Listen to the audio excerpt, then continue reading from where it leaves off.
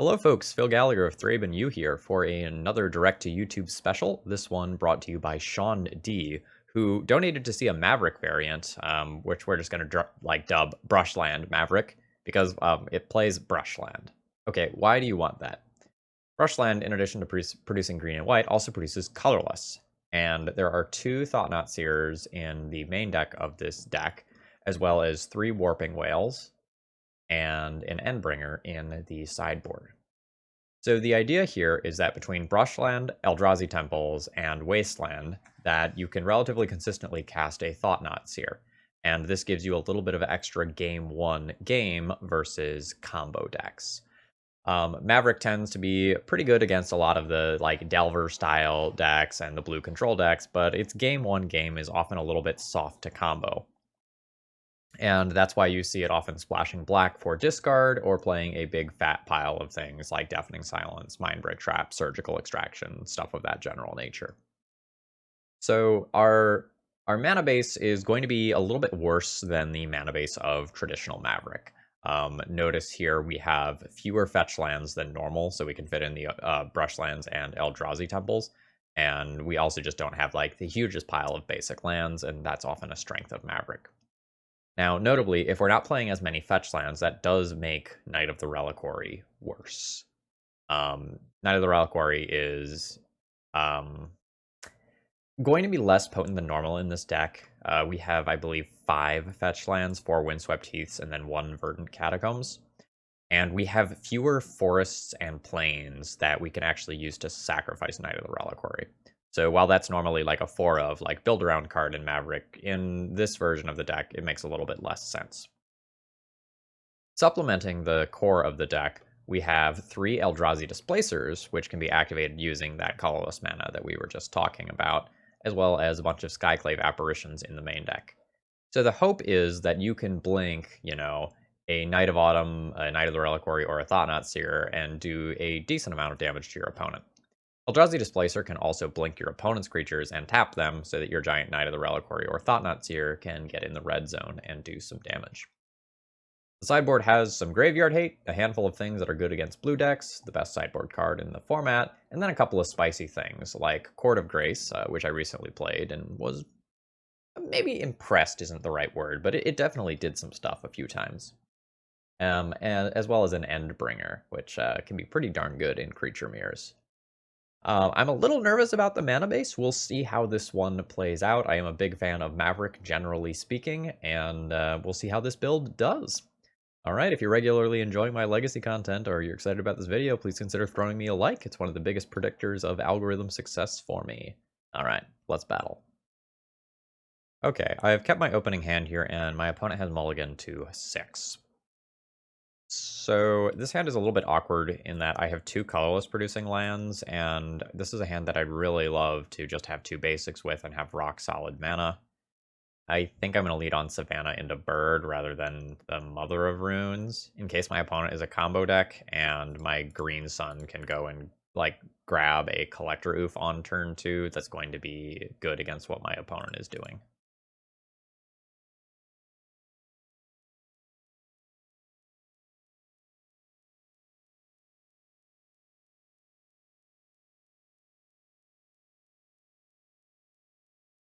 Playing the bird also just makes a bunch of my potential draws better. It makes a Knight of the Reliquary better. It makes a 2-drop better because I can do that alongside Mom. It's just probably going to smooth things out for me this game considerably.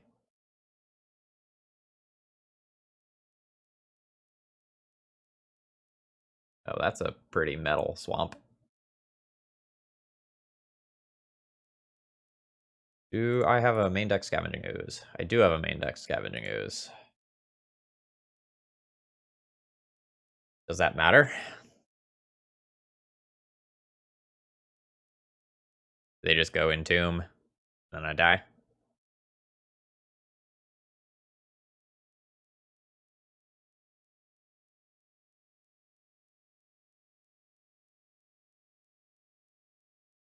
Yeah. This is Reanimator. This is not great. I mean, it could still be a Storm deck. Could be an Opposition Agent deck. Could be a lot of things.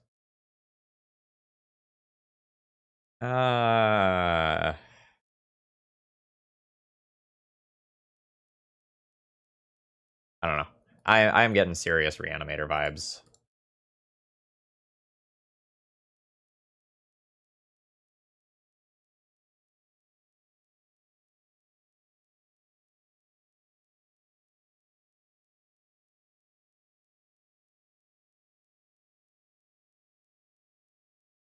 Oh.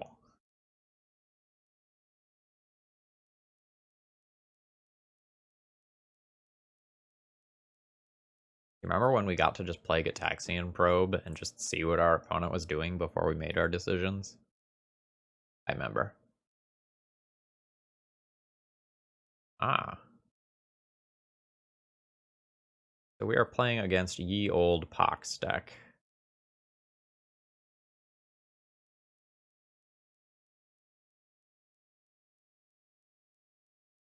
What is my plan? I think I just want to like make sure that I can cast my spells. I think I'm going to sacrifice the Scavenging Ooze and the Eldrazi Temple.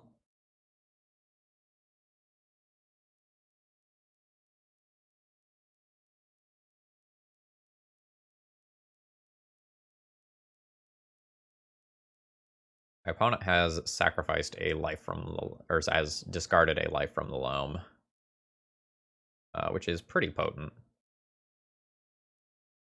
I don't mind this as a draw. It lets me just flood the board a bit.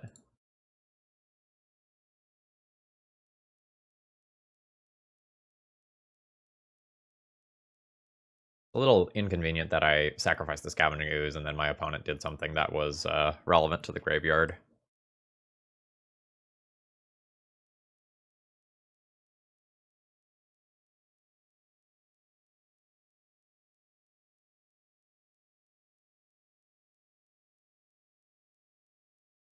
A Collector Oof at 2, Noble Hierarch at 1, Ramunap at 3 is probably the dream.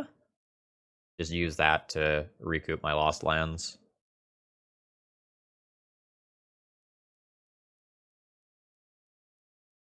I'm not sure if Mom is a 1/1 attacker in this matchup or not. Probably close. My opponent probably has some targeted spot removal, but a decent number of edicts.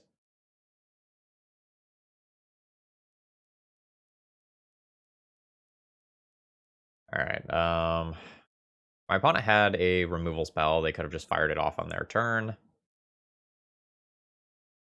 I think I am just going to crash in for 4 here.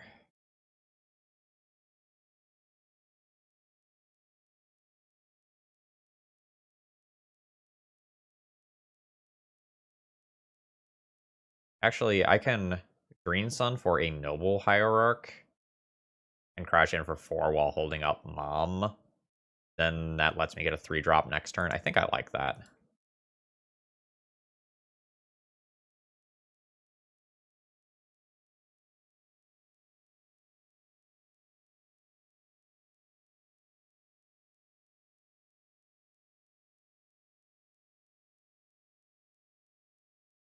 This also just goes and makes the Edict effects worse against me. I don't have to worry about Dead of Winter. My opponent is playing regular swamps. I do still have to worry about Toxic Deluge. My opponent doesn't have access to green mana yet, which I suppose is nice. JK. Alright, so I will try to punch my opponent hard. Or just Knight of Autumn that? Maybe I just Knight of Autumn that.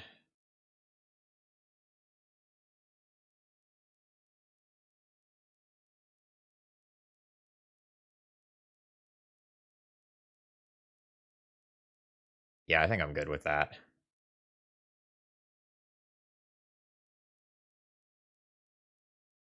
I don't want my opponent to have card selection.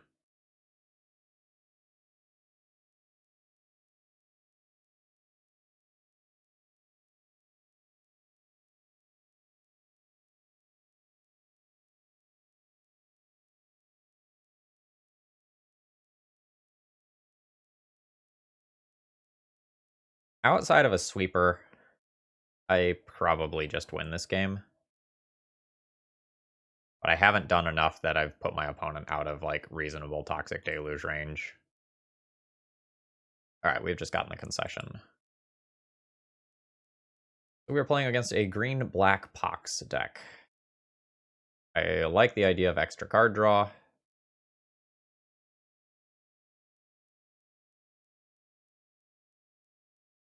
Teague, Soulguide, Lantern, Warping Whale are all things that I can do that I maybe don't have to do.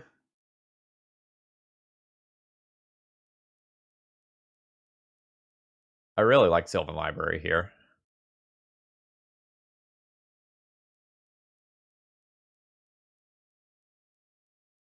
Honestly, this might be it.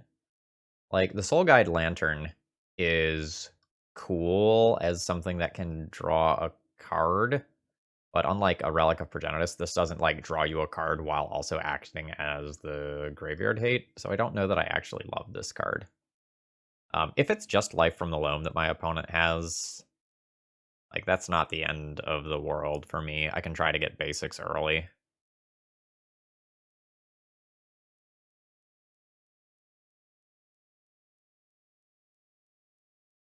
I don't think I have enough information to actually want a Warping Whale.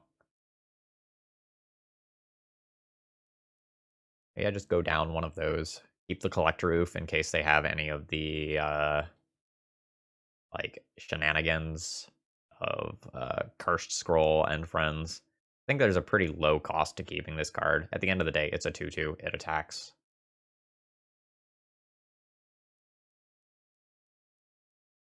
I think this is okay.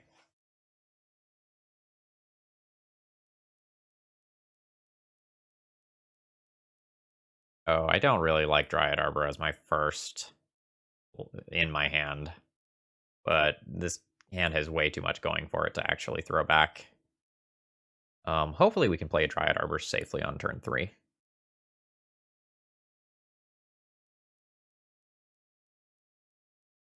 Ah,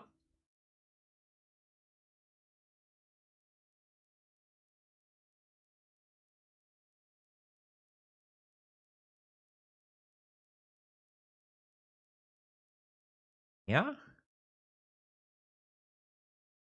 think yeah.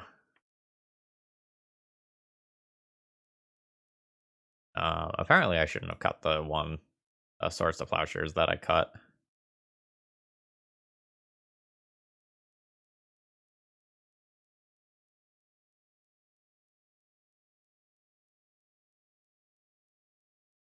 Because of the existence of Dark Ritual Opposition Agent, I don't think I'm supposed to fetch the basic here.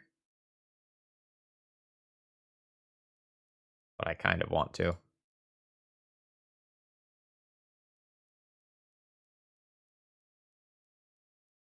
If my opponent wastelands me, that means they're not doing a bunch of the absolute spookiest things that they could be doing, and that's a win for me. Playing the Sylvan Library here lets me dig for a Swords to Plowshares or Karakas if they just play a Vampire Hexmage here. Okay. That card doesn't really have much text currently. Oh baby. Holy shit, these cards are good. I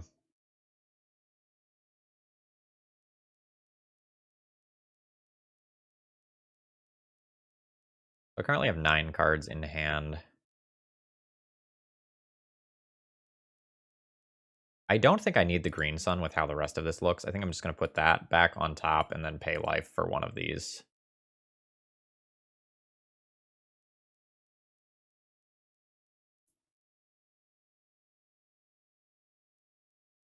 Since I'm already vulnerable to a Wasteland, I'm just going to lean into it harder.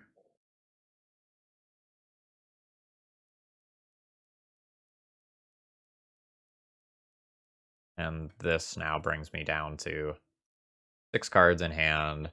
I've got an answer to a Merit Lodge, a second answer to a Merit Lodge that's a bit slower.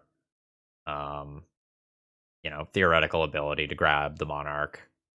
There's a lot to like about my current situation.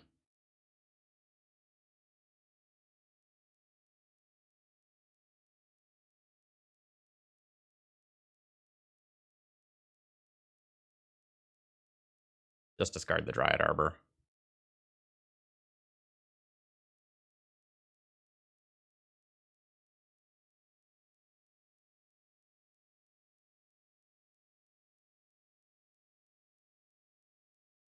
Okay, my opponent just sacrifices the Dark Depths. That's fine.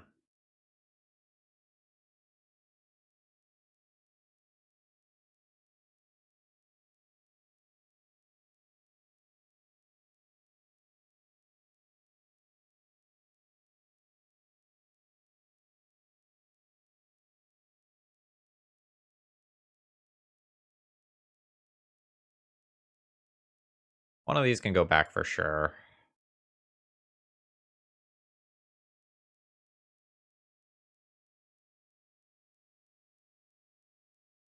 A little tricky from there in terms of like trying to set up this Court of Grace to do the things that I want it to.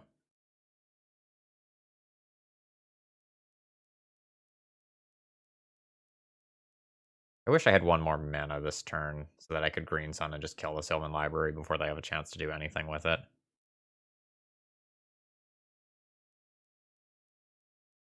think I will go ahead and take the damage for that. Alright, JK.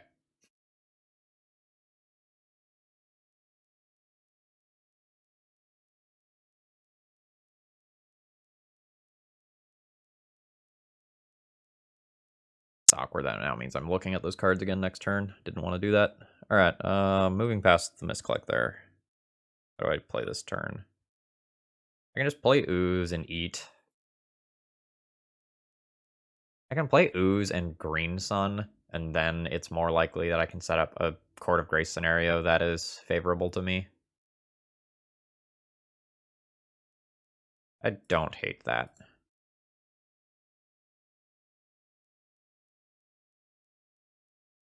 Okay, no. Dryad Arbor is in graveyard. I will not do that.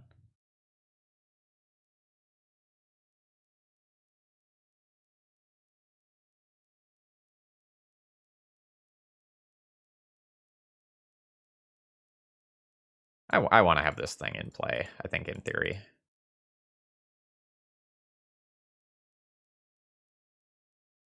Turn's kind of hard.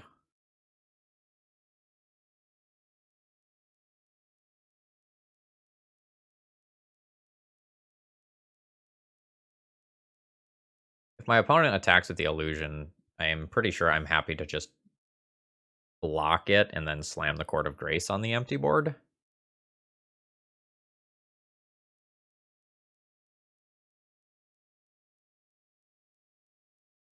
But there is the blink value.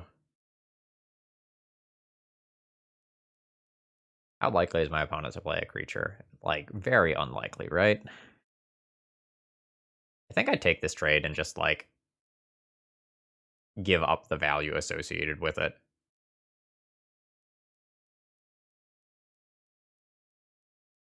Like, if my opponent plays Planeswalker and then I play Court of Grace, my effect is better than theirs.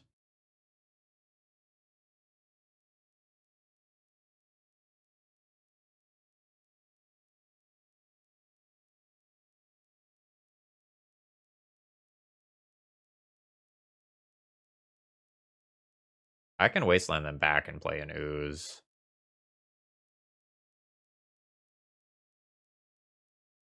That works against my Court of Grace plan, though. I don't think I want to do that. They also have Life from the Loam in their deck.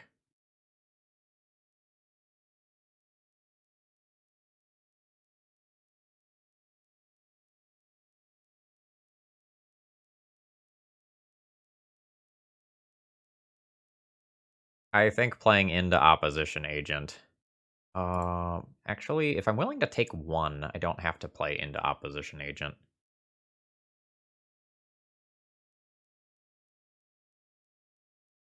Yeah, I'll do that.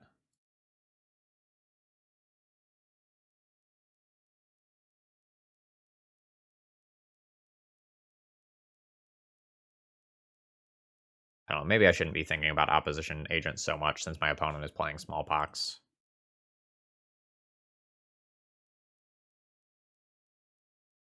But, like, it's something that can beat me right now.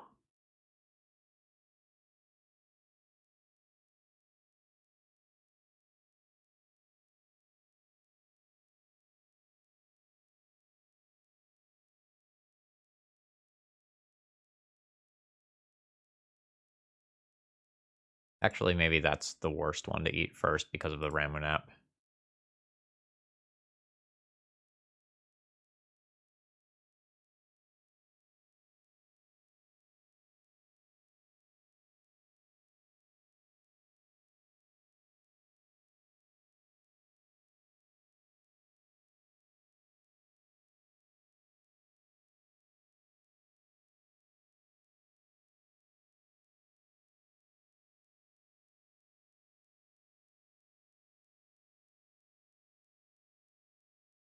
I'll fetch.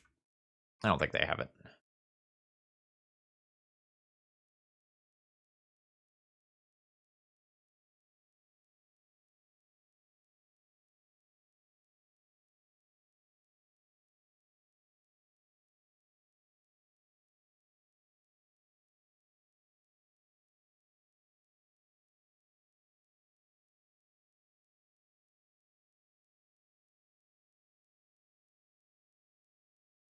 So the cool thing about this is that this is going to make 1/1 spirit tokens with flying.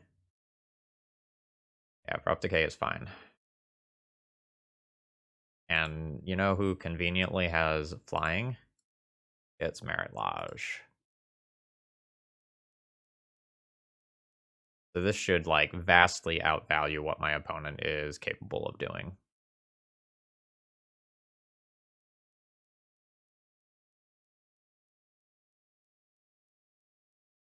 And now my opponent like wastelanding me and such is just like a much lower impact play.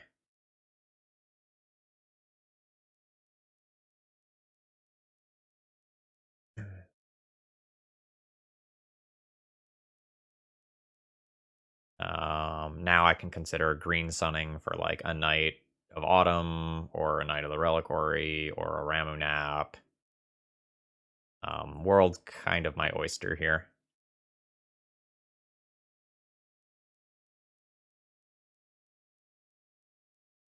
My opponent needs a big fancy play this turn, or I don't see them coming back.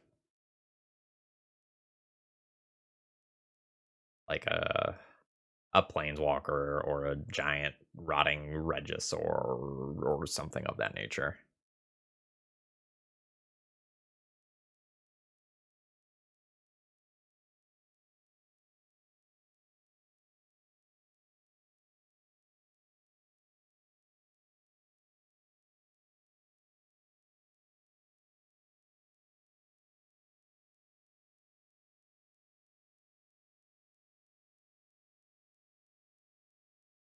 I don't even know if I play any cards, truth be told.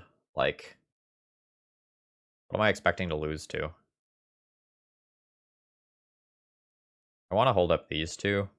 I have 3 mana to work with.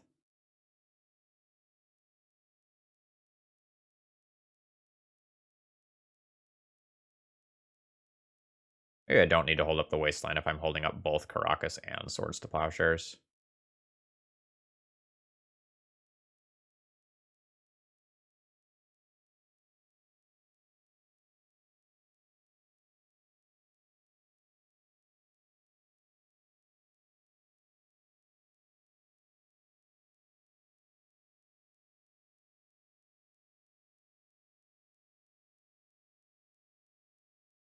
I'll just eliminate my opponent's manipulation here.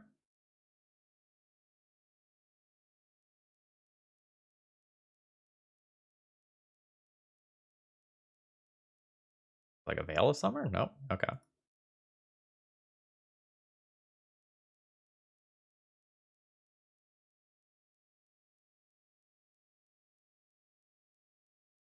I just feel very safe. Like, I have Caracas, I have Eldrazi Displacer, I have Swords to Plowshares. I am the Monarch.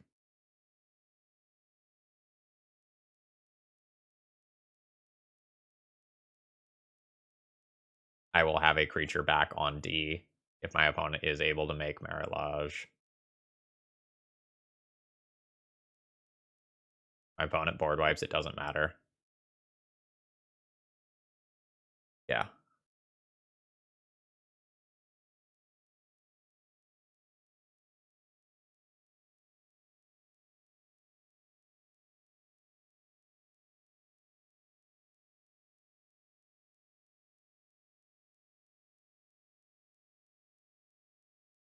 Okay, 5 versus 6 mana this turn. Having 6 mana is Eldrazi Displacer with activation held up, so I think I do want to draw this land.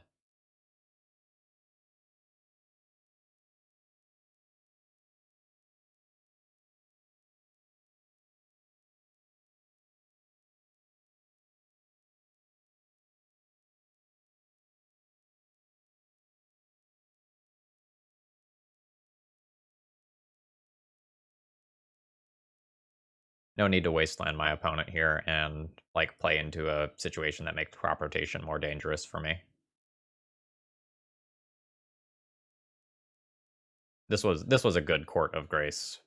I'm sure that's obvious, but impressive. Okay, so there comes time in a Maverick player's life where they have to make this decision. And the decision is, do I keep quote unquote the wasteland hand that can just absolutely shit on an opener that is just non-basic lands? I think given how weak Noble Hierarch is as a threat, I think I go ahead and mulligan this one, but like there's things to like about this hand. This hand, though, is just gasoline. I think I can keep this one and pitch either the Swords to Plowshares or the land.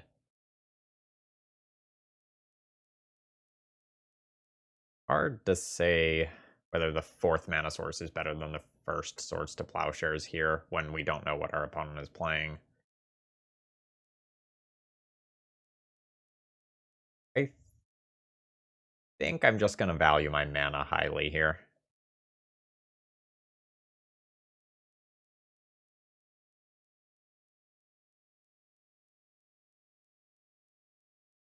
I think it's okay to lead on Savannah and Noble Hierarch and just ignore Wasteland since I have 4 mana sources.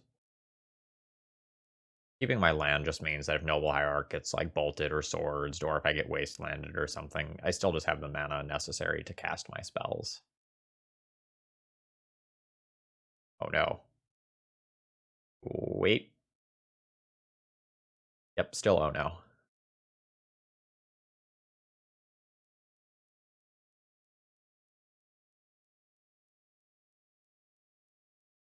So our game 1 hand is not super well situated to deal with what I'm seeing on the other side of the battlefield. I think I'm just gonna grab the pedal since my opponent doesn't have Metalcraft currently. That decision is kind of close. Don't have colorless mana to activate Eldrazi Displacer yet.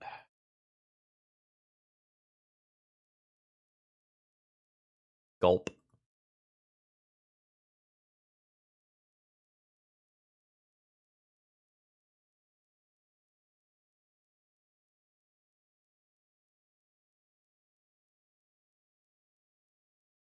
So Eldrazi Displacer will be very good against these constructs.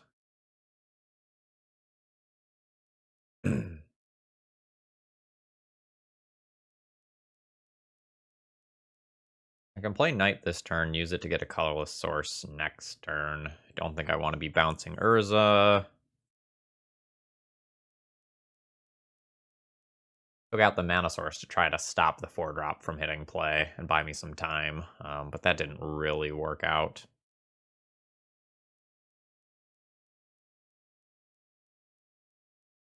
My Knight's small-ish currently. What do I want in play? Everything goes wrong. Probably the Displacer, but it's very close. It's like the Displacer just isn't good next turn, though. Alright, I'm going to go ahead and play the Knight here.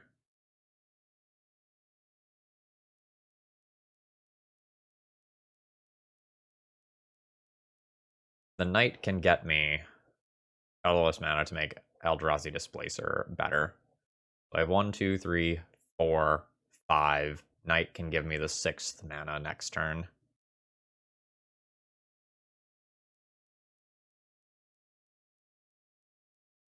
Assuming, like, disaster level scenarios don't just happen this turn, though.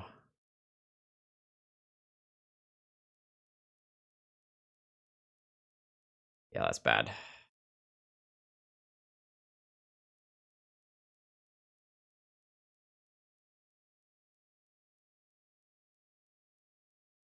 So the triple wasteland hand would have looked pretty good here.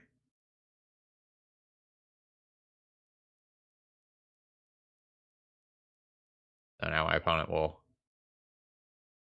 Oh shit! My opponent fucked up. Now they don't get to Mycosynth Lattice this turn. Yeah. I will not be fetching in response to this.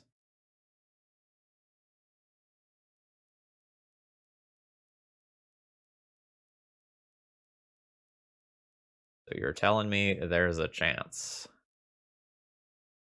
They had cracked the LED, they could have had 6 mana Mycosynth Latticed me. They'd have the bigger creature on board. Yeah, now I can probably Eldrazi Displacer myself out of this situation.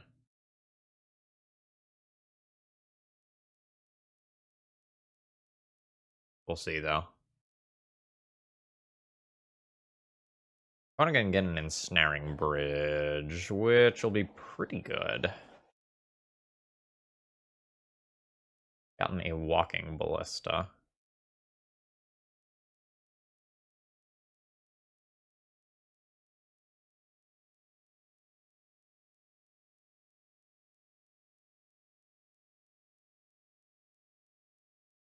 Right?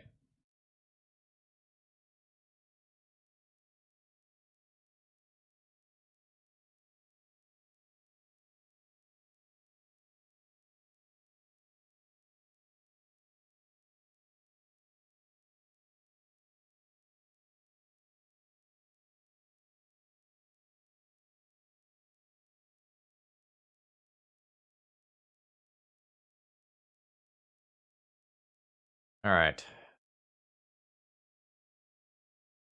Do I want to activate an Eldrazi Displacer this turn? I can use it to kill this construct.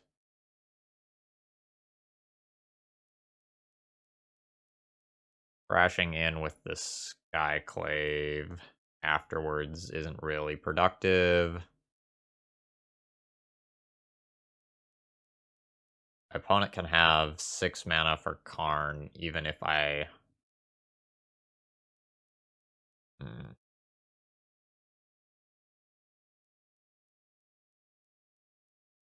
Yeah, I think I just need to take out this construct this turn.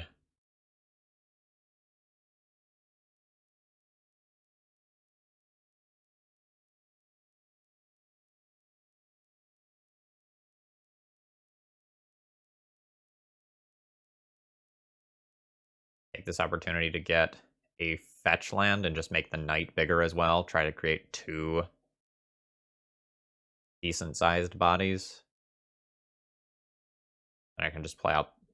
Well, maybe the Eldrazi Temple is more valuable. Yeah, that temple's pretty valuable.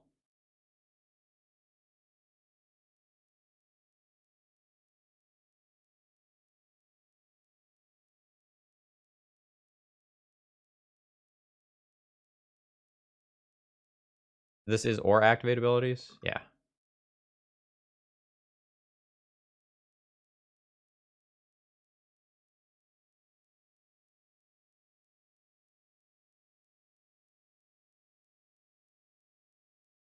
Ooh.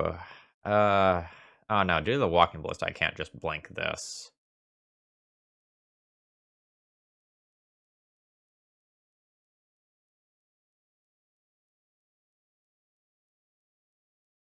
Otherwise, that'd be a fantastic thing to just do.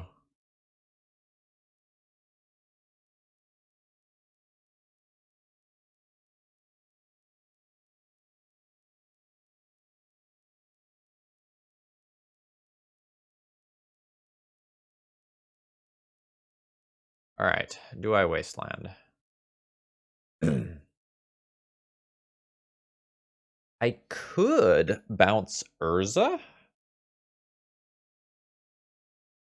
And then attack in with the Skyclave, and my opponent loses either Urza or Walking Ballista, and then they can't both Urza and Walking Ballista in the same turn cycle. That's sort of interesting. Or they can't Urza and Mycosynth Lattice in the same turn cycle, rather. Yeah, I think I'm okay with that. I will wait to see if my Skyclave Apparition makes it into combat before making that decision, though.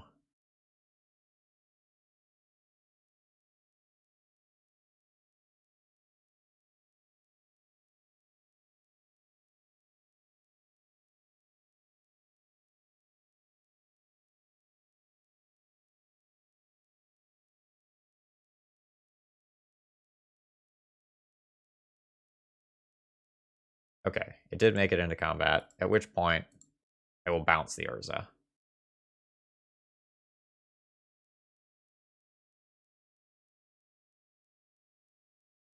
So now my opponent will lose the Walking Ballista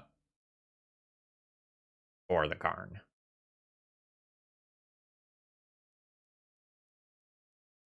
And I can try to use Eldrazi Displacer to just deal with the new construct token that my opponent gets.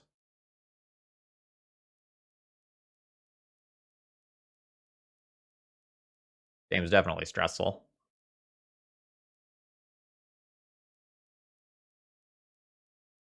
I have 2 Eldrazi Displacer activations available to me next turn.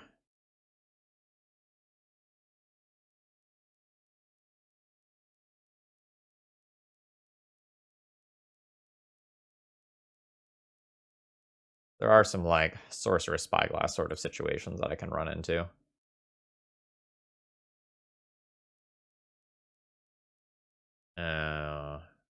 That's not great for me.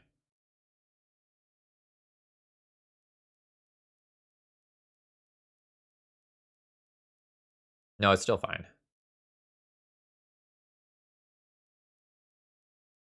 That island gives my opponent enough mana to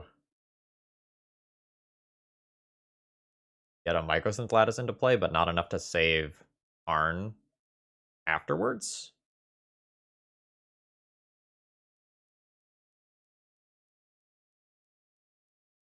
Because I can just attack in with 3 creatures, kill Karn.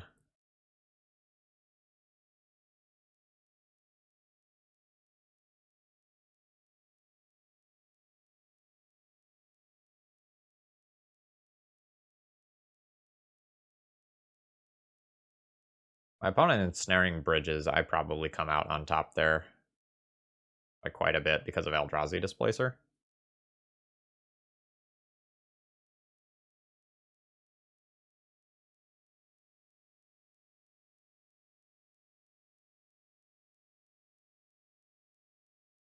Sky Sovereign?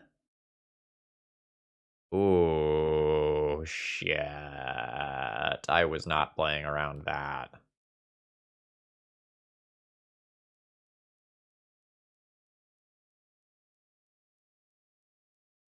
Oh, that's bad for me. Alright, who expected EE from the mono blue deck? Raise your hands.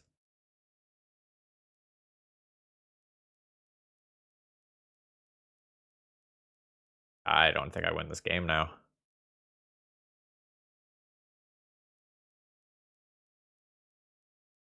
Yikes.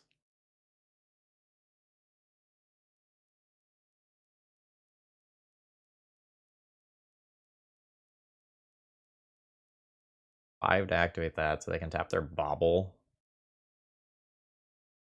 Go that direction. Oh. Why do you have 4 floating then?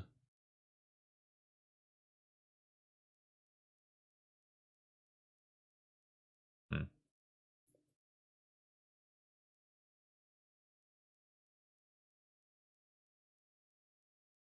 Yeah.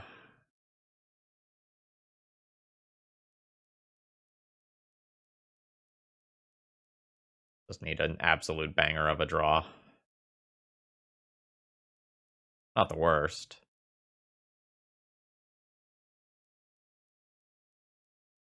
It's big.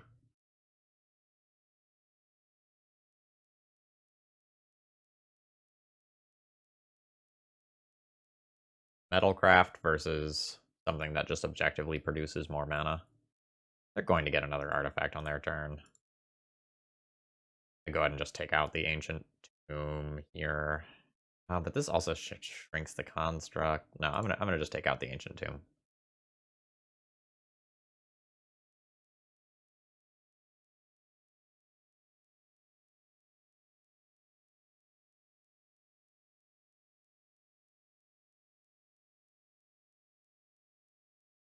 I guess by Wastelanding, I do give up Eldrazi Displacer as a draw plus activate at the same time.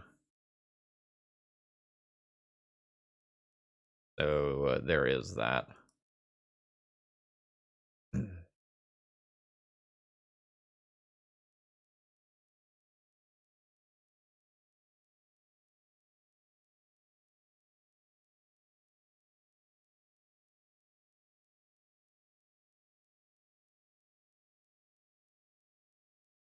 That doesn't do much against me. It technically does things, but not a ton of things.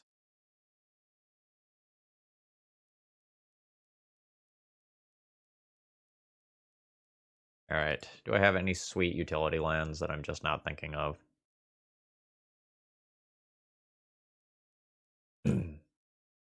No, not really.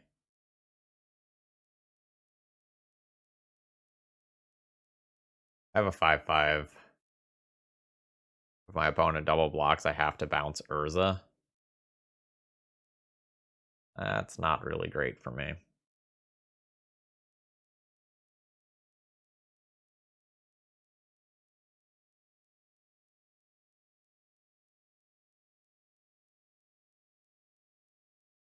Uh,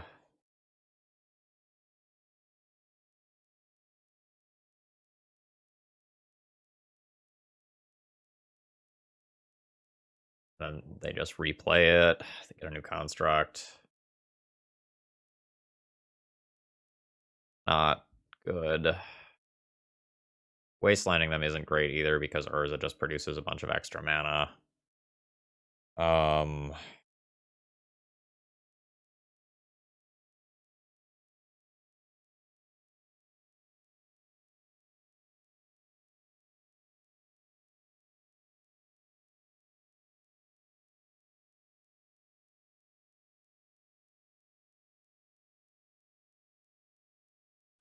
I'm not happy about my situation here.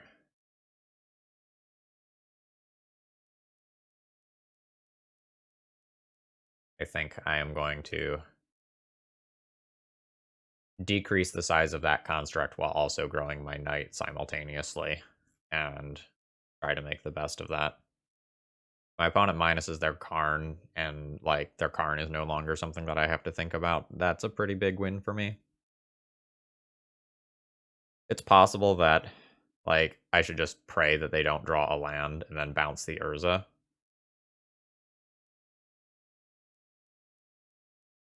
But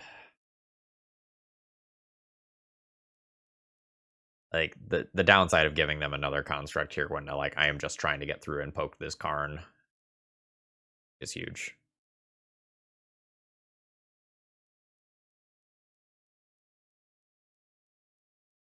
Sorry in advance. This is going to be a slow game.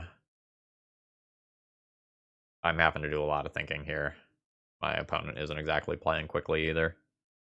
I don't say that as a slight because we're playing at the same speed, but game is surprisingly complicated.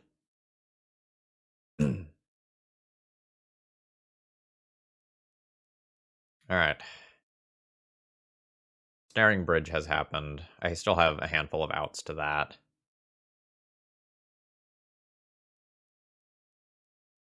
Opponent could have considered attacking for some damage there prior to doing that.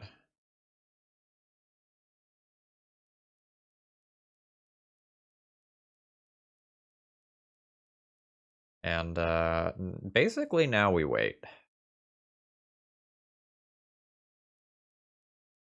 I can Wasteland my opponent into Oblivion, and I can also just thin my deck.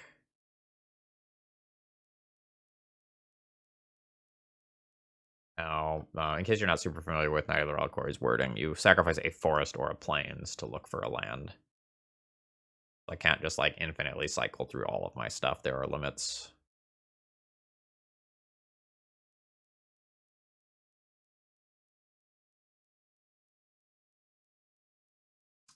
Yup.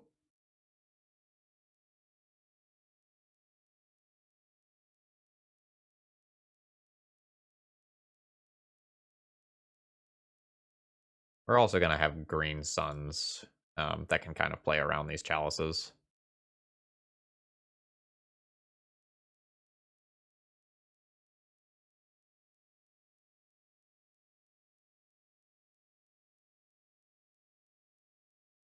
I'm just going to go ahead and get a Dryad Arbor that I can cycle into something else. I like definitely do not want to draw that card. I don't want to draw this either. But here we are.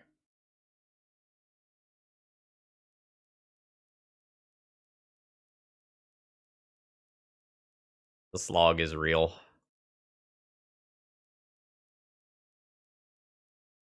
My opponent's Urza activation is a weird sort of inevitability right now.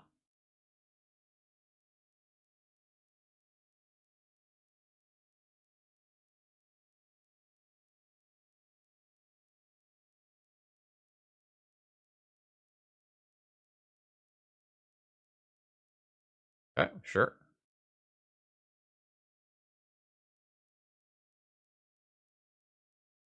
That doesn't do much right now.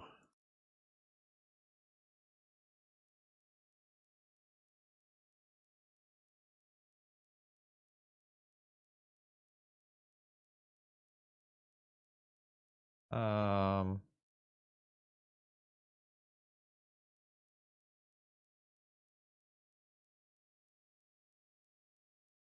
I think I'd rather cycle away this plains first.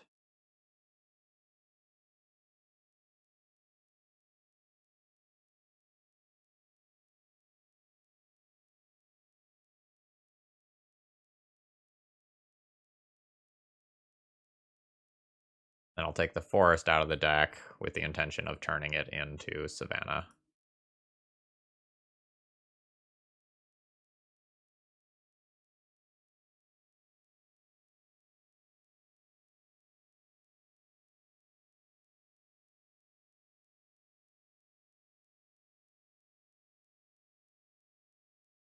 These are not the draws I'm hoping for. I'm not going to bounce the Urza and give them another potential construct. Like if I draw a Skyclave Apparition to get rid of Ensnaring Bridge, I don't want my opponent to have 10 plus power on the board.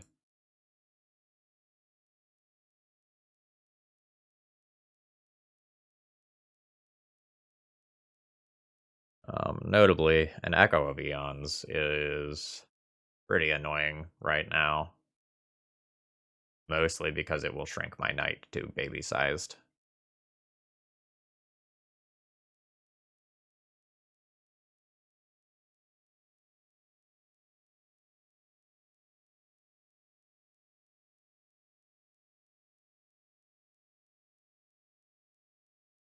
Yup.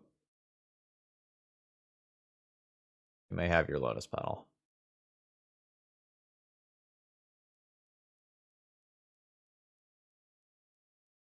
Alright. There's a reason to not have bounce the Urza. Grrr.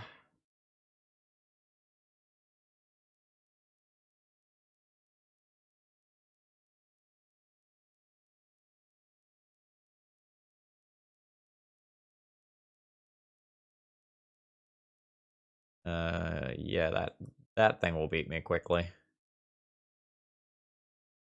I will need to just bounce that.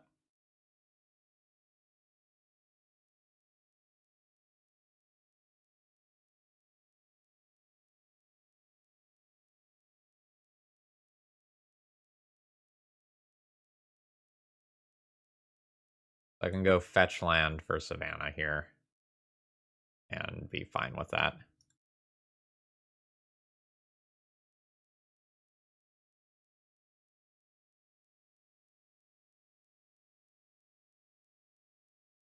Don't even know if wastelanding them really does anything here. It might just be better to save my mana at this point for, whatchamacallit, Eldrazi Displacer if I rip it. Ugh. My opponent has a true source of card advantage, and I don't.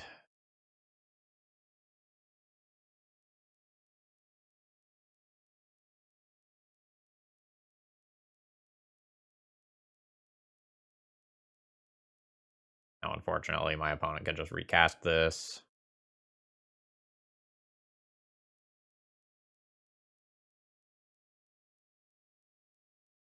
That single Psi Thopter is very bad because now my opponent has a 1/1 that can be attacking through Ensnaring Bridge. So that might not sound like much, but it definitely matters.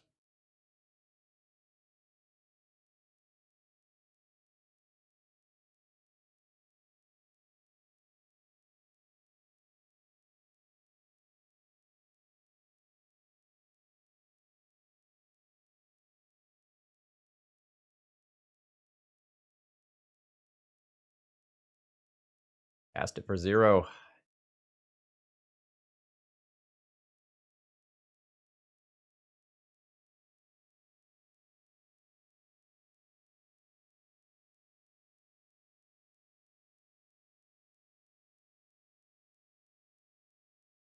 Yep. Psi itself also, I guess, has 1 power and can attack in. I think I'm just gonna say goodbye to Dryad Arbor here. And say hello to another Eldrazi Temple. Just play towards one of my better draws.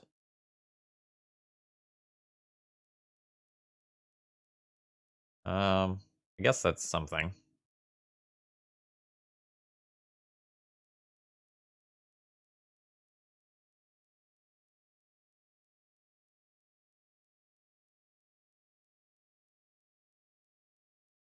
I guess I have, like, Dryad Arbor thinning potential every turn. That's cool. I'm just gonna take the Wasteland.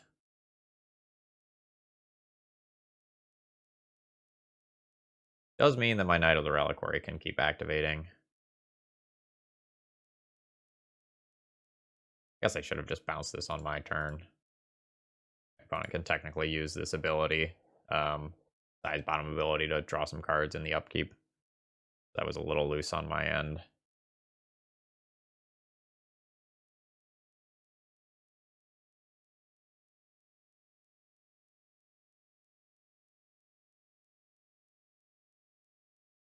Yes. I hate how unlikely I am to win this game, but I'm still so live that I need to not concede.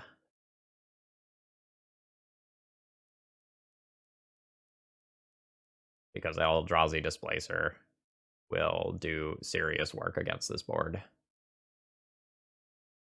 Or a Knight of Autumn that lets me potentially start attacking.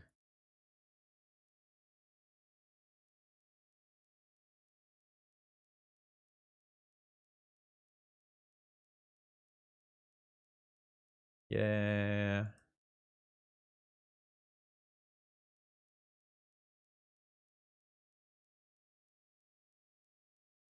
Because I have the Remunap Excavator specifically, I think it's fine to just thin the deck more.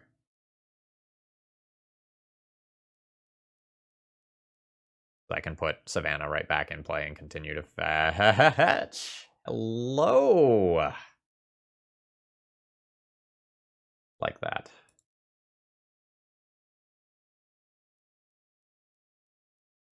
I don't like that. No! Okay.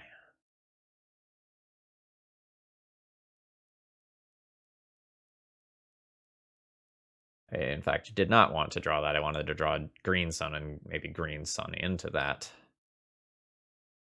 Alright, well, here we are.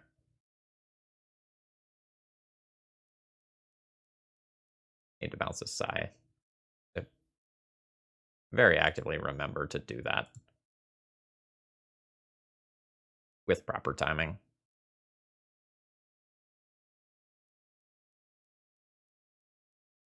I have a lot of gas in my deck.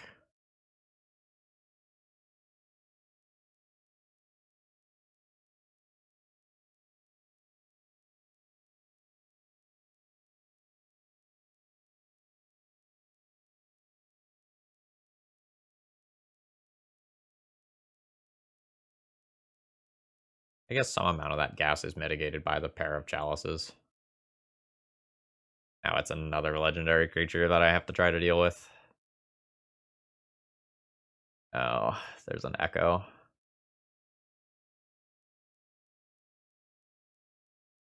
Echo is not good for me because it shuffles all of these lands back in.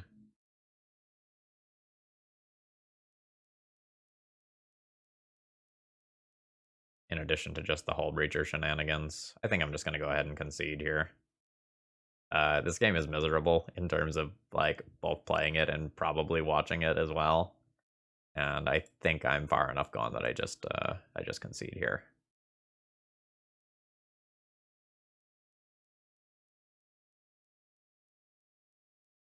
Okay. My sideboard cards aren't really great. Everything is kind of like medium. Like they don't have that many islands, so choke isn't that insane. The Gaddock Teague is really good. The Deafening Silence does stuff sometimes and not sometimes. I want this. I guess this exiles a bunch of their creatures. Alright, so this can exile the Urza. Can also counter an Echo. Maybe this is fine.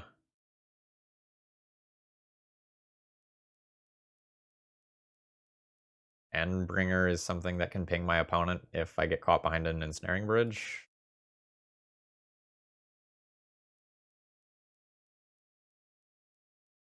I just have a bunch of cards that like aren't particularly great. Like Moms aren't great in this matchup. Swords to Plowshares is kind of medium because of Chalice. Thalia is a little slow. Thought-Knot Seer is a little slow. Soul Guide Lantern's a little slow. Joke and Carpet are only medium because my opponent has a bunch of things like City of Traders and Seat of the Synod. I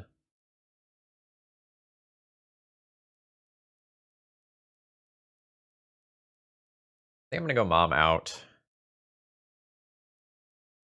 I'm not sure if like Sylvan Library is the best idea versus the Hull Breacher deck either. I think I'm going to go that out. Court of Grace as a way to fight against an Ensnaring Bridge is something. Like, if my opponent becomes a Monarch, I get 1/1s, and then those can potentially attack through a bridge easier. Maybe I'll play the Court over something. A Court over one Alia?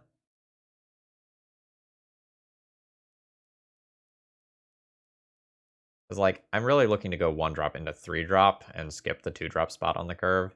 And the Thalia makes my Green Suns worse, which I think are some of my best tools in the matchup, because, like, turn 2 Collector Oof just is a pretty damning play.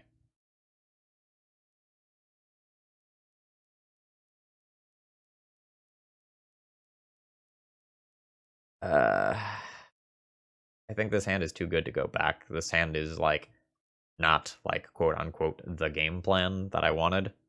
But against some of my opponent's draws, like if they lead on an Emery, for example, this can be pretty good. Just like Swords to Plowshares, your turn 1 Dork, into Ooze, into Thought-Knot Seer, into Court of Grace. Like, this hand has a clear plan. It's not my ideal plan, but it's a plan.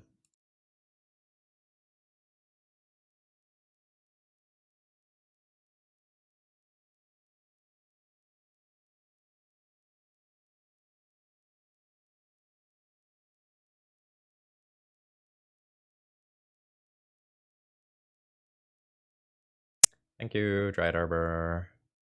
Very nice. Now, notably, I could have led on Eldrazi Temple on turn 1 in order to play towards a turn 2 Thought-Knot Seer if I rip a second Eldrazi Temple, but I think leaving up Swords to Plowshares for a potential turn 1 play is just more important. Now we'll see if I just get got by, like, the absolute Hull Breacher nuts. I don't think I can afford to hold up for it and still reasonably win this game. So, like, if they have Hull Breacher plus, like, LED Echo, like, okay.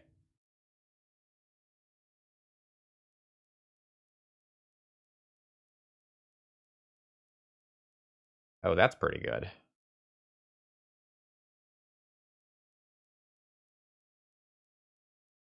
Now I can Swords to Plowshares. Thought-Knot Seer just better, though. Like, I can throw Swords to Plowshares and Eldrazi Displacer, or I can just Thought-Knot. Thought-Knotting before my opponent can play a Karn or something like that seems pretty important.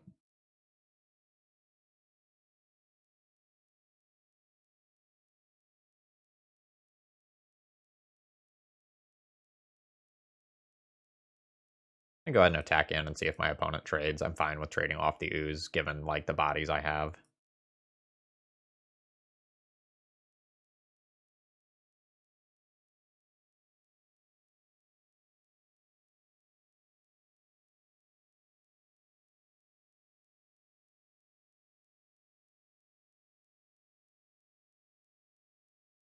Alright, there's a Force pitching an Urza. I mean, that's kind of like a Thought-Knot Seer taking an Urza, but yet also got another card and life from my opponent. I think I'm good with that.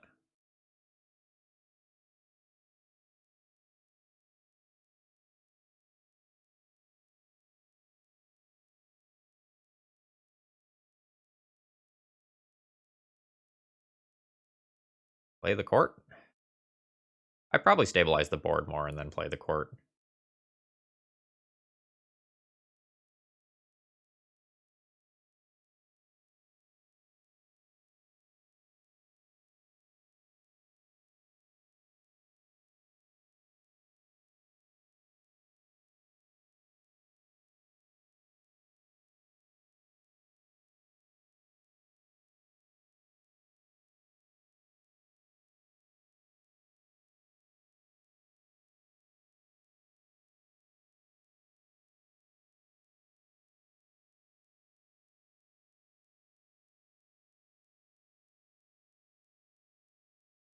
Now if they go for an Echo, I Swords to Plowshares the Hull Breacher. And then I'm in pretty good shape.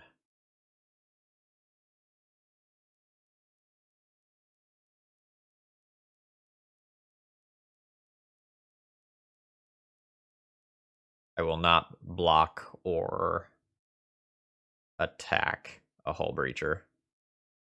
Alright, I have no priority, so I can't eat this.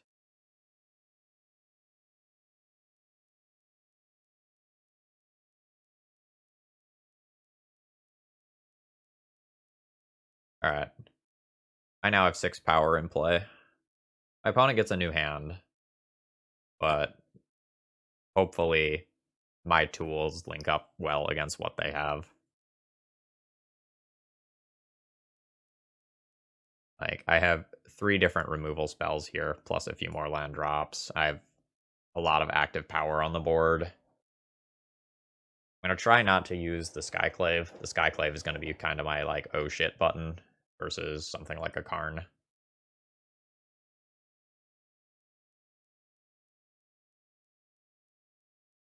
Yeah, this all is fine so far.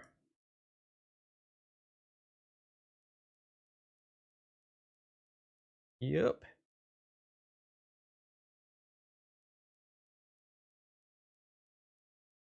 Okay, so counting this as 2 for an activation, I have 3 other mana to work with. So I can do it all.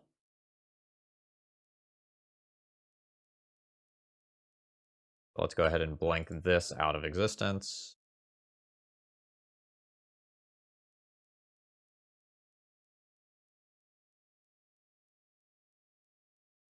Okay, my opponent is just done with me now. That's fine. I don't have to show my other tricks. Do I want Deafening Silence on the draw to stop their nuttiest of nutty combo hands? Not really.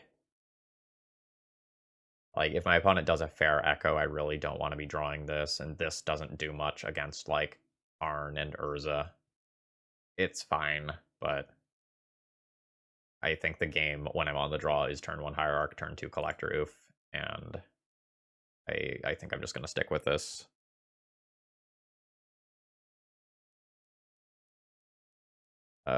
Slight change of plans. It's turn 1 Dryad Arbor, turn 2 Collector Oof, but, you know, same overall deal. We just are going to hope not to get forced.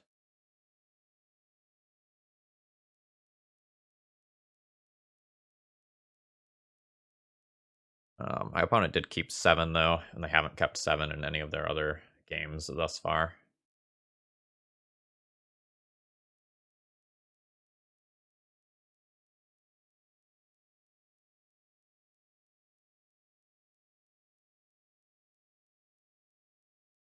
We didn't get Chaliced either, which would have been unfortunate.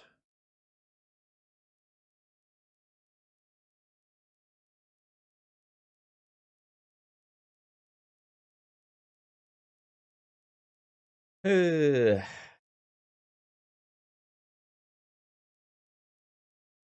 my opponent has seen my Eldrazi Displacer.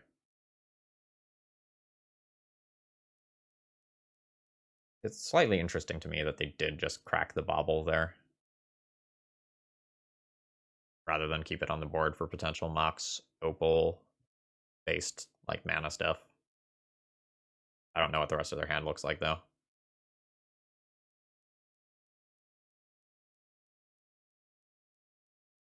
Alright, do they have Force of Will?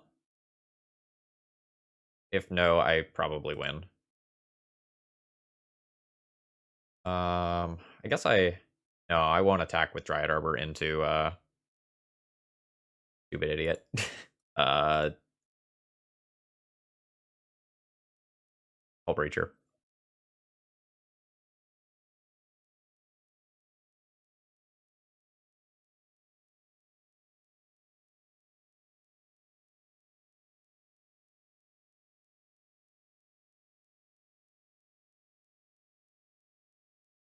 Okay, cool.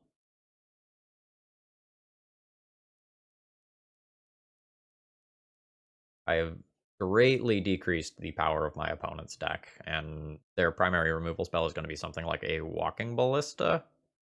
So I have shut off their removal spell for this as well. EE was another removal spell they showed us.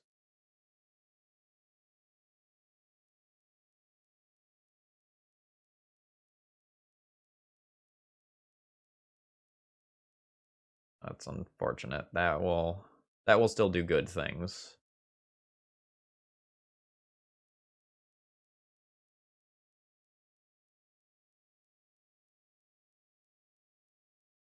Mycosynth Lattice?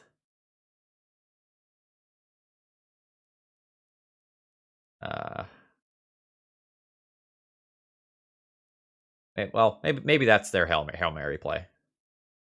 Maybe that's fine, but it just, like, makes it so good for me to remove the Karn, which I will be doing here.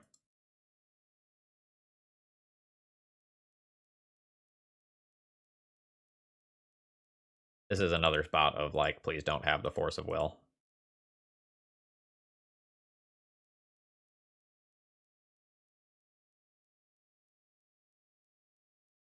I could just take out the Hull Breacher and attack Karn for 2, but I don't want to fuck around and, like, get got and then get locked out of this game where I think I am in very good position to win.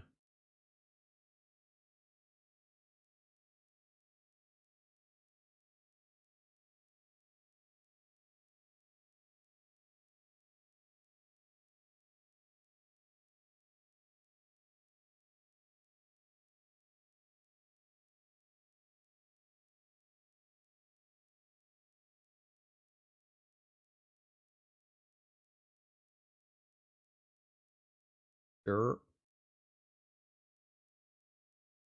I need colorless mana for the Warping Whale to remove that in the way that I would like to. Because Urza is annoying. It can turn these things into things that tap for mana.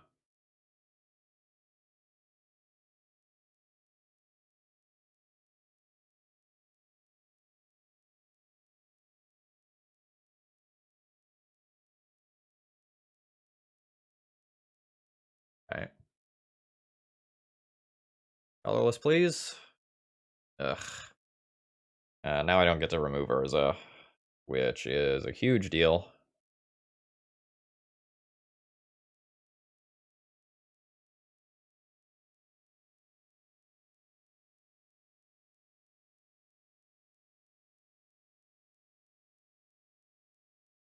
My opponent has a larger creature.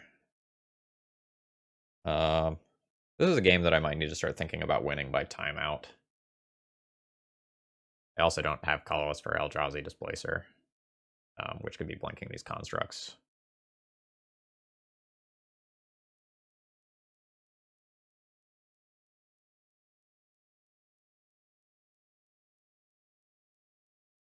I'm gonna at least try to tax my opponent some more so they can't go ham in casting spells. Like, they're still going to get more spells than me. That's just unquestionable right now. But, like, they're at 10, they have 2 Ancient Tombs.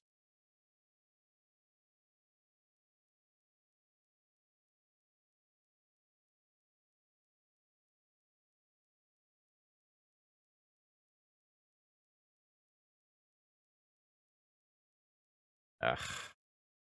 I am not catching a break here. They found Karn.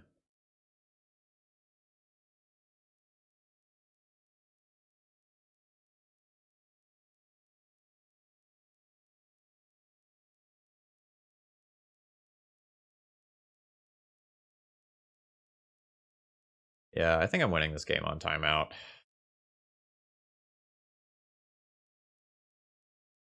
Because I am not sure that my opponent can kill me in 3 minutes. They might be able to lock me out, but I don't know that they can reduce my life total to 0 within that amount of time.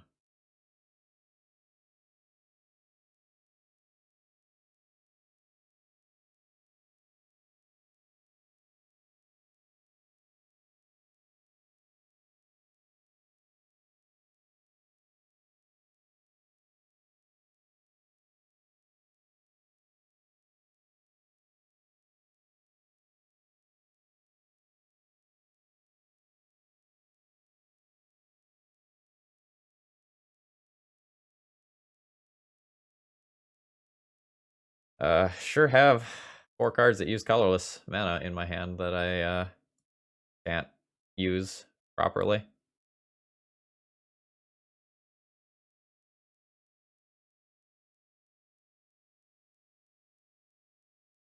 Oh fuck, my own collector oof is locking me out currently. Thanks, collector oof.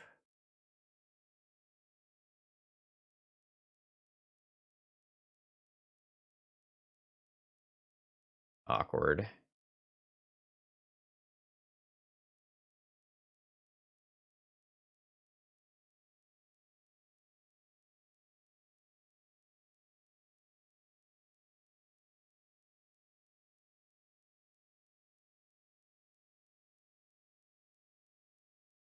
Now I have to chump with my collector oof, and that forces them to cast their Karn.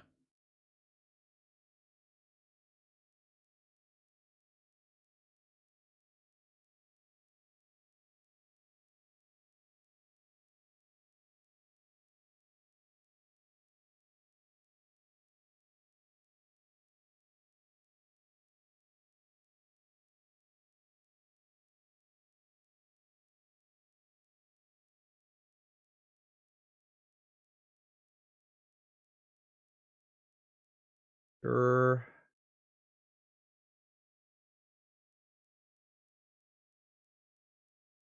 Sure can't cast these cards.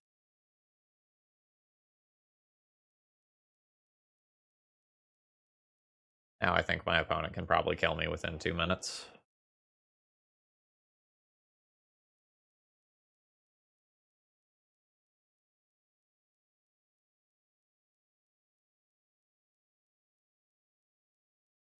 I know I beat the dead horse about this, but, like, stretching your mana base too thin has real costs.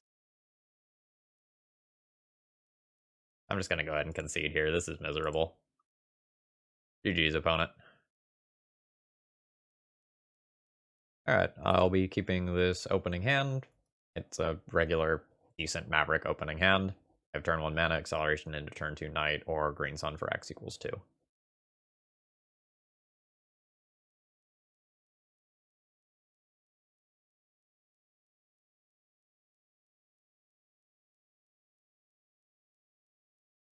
We might be playing a mirror.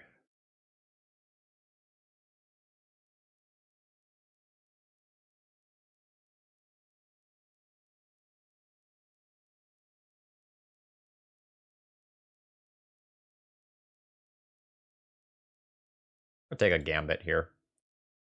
This play puts me a little far behind in some ways, but if it sticks my opponent from being able to cast their actual relevant cards in hand, this can be pretty good. Alright, we're playing against elves, and I don't have Plague Engineers in my deck.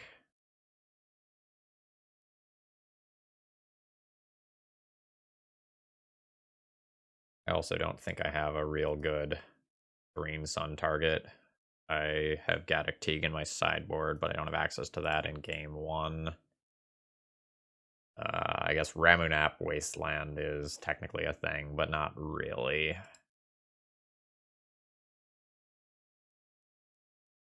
Yeah, I think I'm just going to lose here. Without Plague Engineers in the deck, I think my opponent's deck is just very highly favored.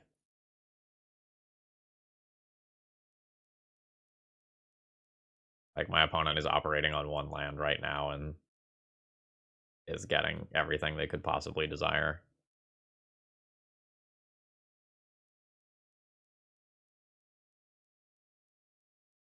Feed now? Like, I'm just going to die in 1 or 2 turns to an Allosaurus Shepherd activation. Just Cradle, Allosaurus Shepherd activation kills me. That's rough.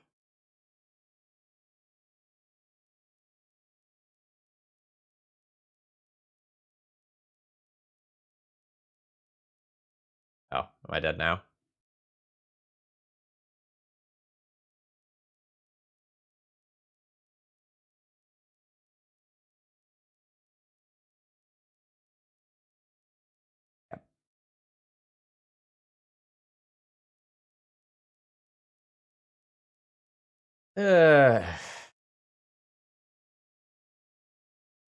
Gordon Gaddock Teagues, Warping Whale, Endbringer. Board out Collector Oof. Probably out Thalia, but I might have some worse cards. Knight of Autumn is kind of medium, but can answer an opposing Sylvan Library or something of that nature that occasionally sees play. It's also just a 4/3, which is probably better than Thalia. Actually, the Knight of Autumn is probably coming out as well. My Sylvan Libraries are a little slow here. I just, like, can't use turns in the early game to set up Sylvan Library. I have to be interacting with my opponent. How do I feel about this towards the end game? Eh.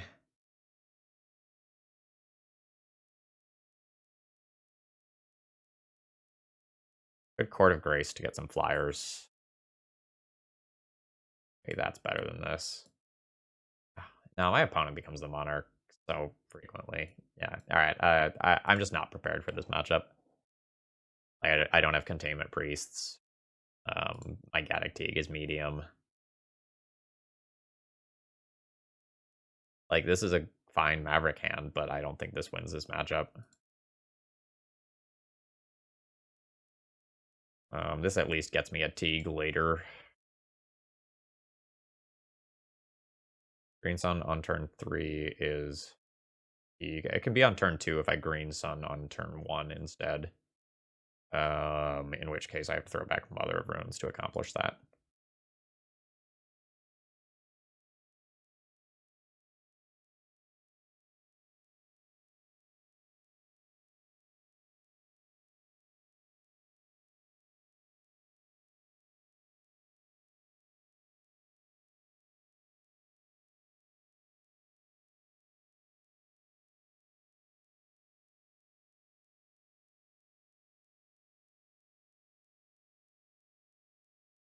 I'm gonna stay on plan and just cast this sucker.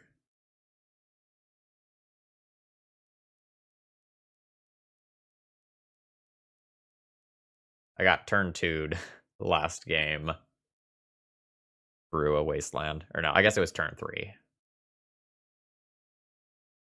So let's try to avoid that same sort of situation. Then I can go for a double Swords to Plowshares. Turnabout on this next turn cycle.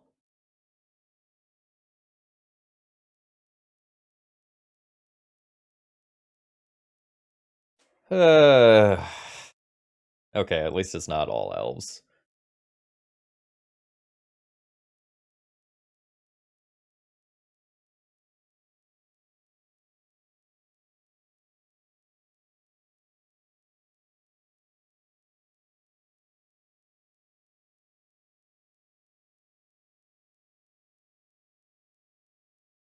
I get the Wirewood out of there.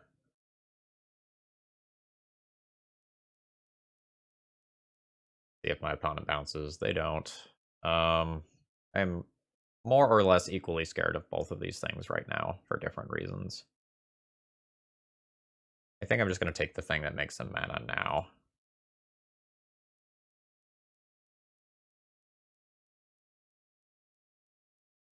Heritage Druid requires them to have multiple pieces of stuff left over. And, like, it's very good, but leaving the Dryad Arbor around is, like, an initial mana source plus a second mana for Gaia's Cradle. I still very well could just die, or effectively die this turn.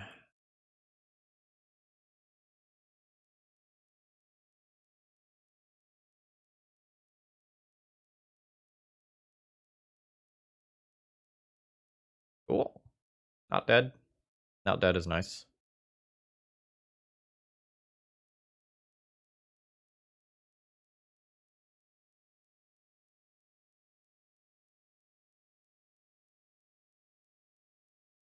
Can't really attack with Gaddock Teeg here unless I take out Nettle Sentinel, which I don't think I want to do. I'm more afraid of the Heritage Druid than the Nettle Sentinel.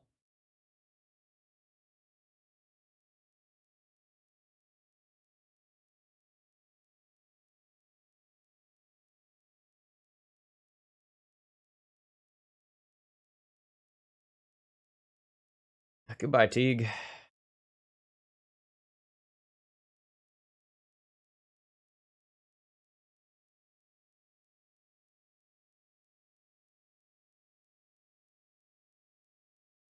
I'll just lose to land Natural Order.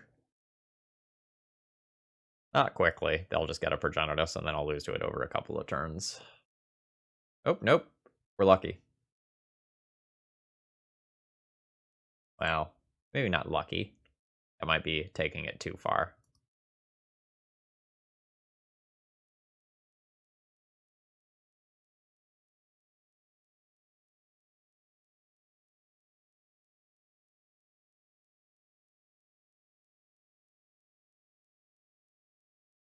This will be a Dryad Arbor. Making the Cradle better.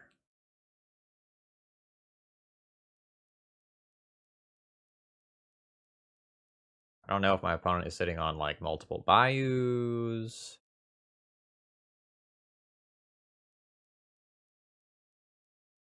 Or not bayous, multiple lands, or multiple Abrupt Decays, or what. You're late.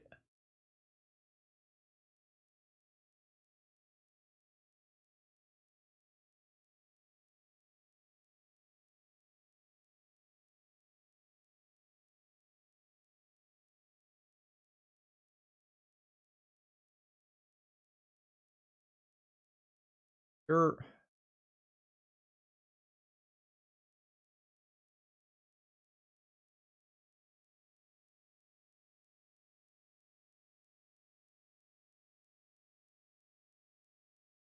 Uh,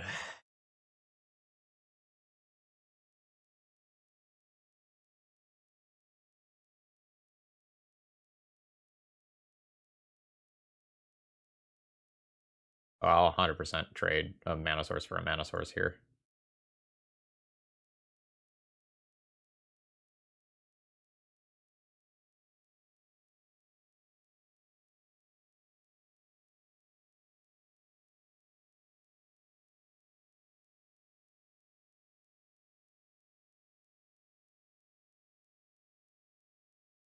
Do I attack with Noble Hierarch? Sure. They don't really have green spells right now to speak of that have good targets. Like, they could Abrupt Decay my Noble Hierarch, but then, like, it's not getting ambushed in combat. A Once Upon a Time would be a little annoying, but I think the cost is pretty low to me doing this here.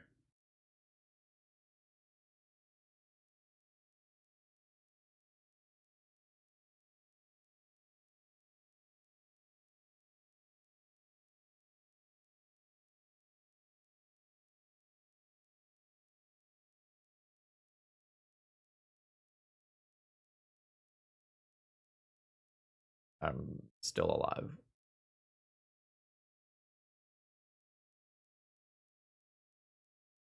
Actually, super happy to see this. I wanna know what's going on over there quite badly.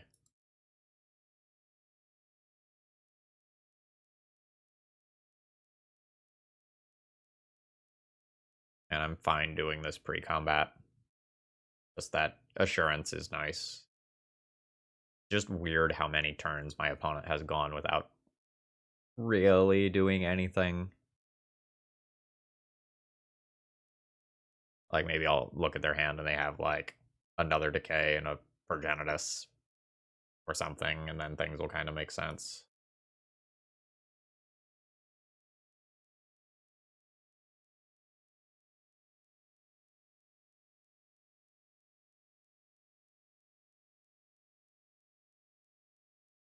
Yeah.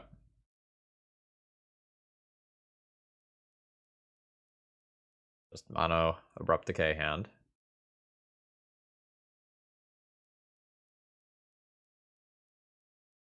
Alright.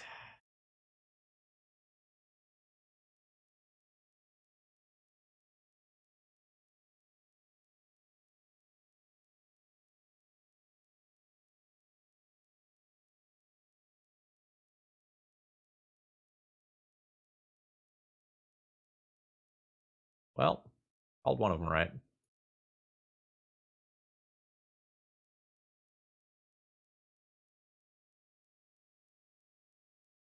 Will I trade Noble Hierarch for an Illusion?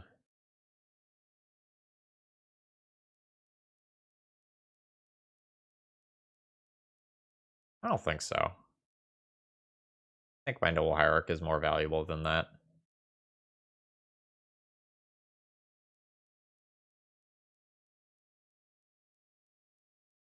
Like, I'm gonna have so many creatures that just invalidate the illusions, and then I'd rather have the extra oomph of the Noble Hierarch behind my attacks once I lock up the board.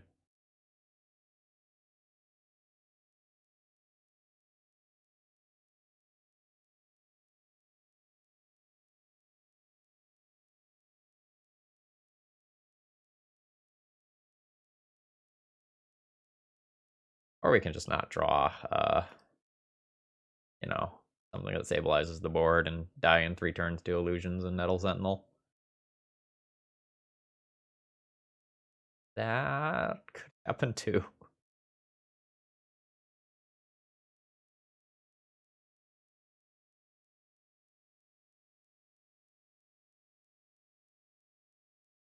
All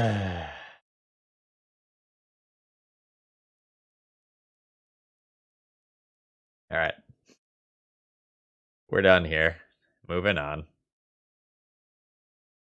Okay, I've kept an opening hand that is pretty good against fair stuff and has some game against unfair stuff. My opponent mulliganed to 5, and it looks like we're playing against Cloudpost. Now, this is, generally speaking, an excellent matchup because, like, we are Knight of the Reliquary Wasteland deck. We are going to maybe work towards using Green Sun to get Knight. Hopefully, since our opponent mulliganed to 5, they don't have the most explosive of starts. Next turn, I can play Bird plus Oof, and then be going for a Green Sun for X equals 3 the following turn.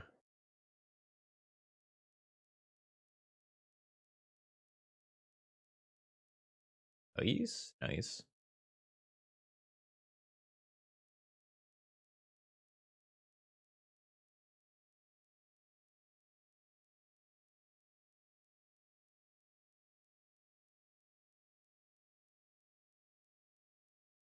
Now, our opponent is already nearing, like, big mana territory, so I'm already a little bit scared. Oh, they're in big mana territory.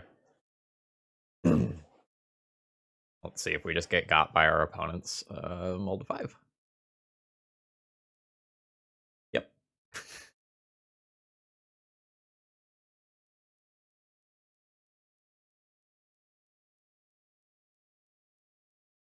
Is it monocolored?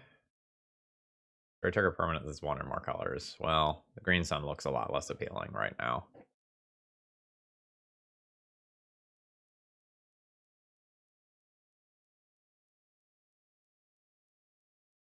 I guess I'm gonna attack with Collector Oof on this and then get a knight, and if they destroy it, they destroy it. Just throwing it out there. I don't have colorless mana for this Eldrazi Displacer, which would be an okay card if I could do something with it. I also technically can attack with Birds of Paradise for 1, but I think it's better to swing 3 at Ugin.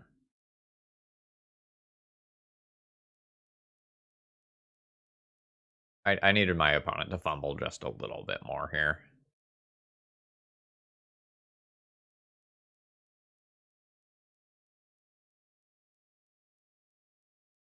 Hello?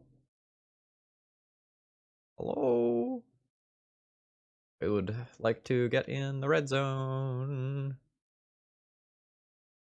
Please?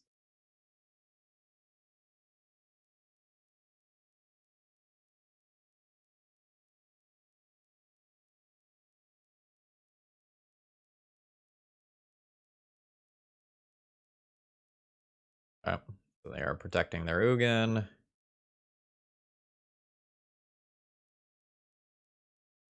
They get some thing that will be awful for me into their hand.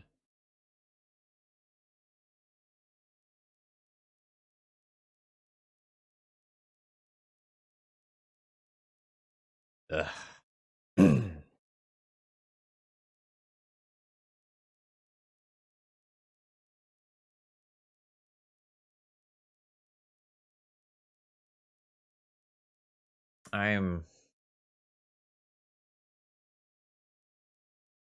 I'm still gonna do it.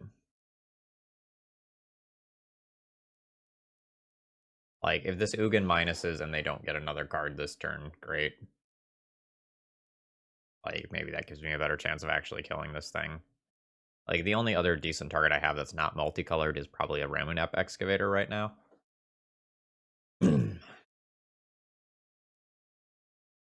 That finds Eye of Ugin, which ensures that my opponent has gas. Oh, Cascading Cataracts? Interesting. I don't know about that choice. Like, I have a Karakas on board, so I can just bounce that. Okay.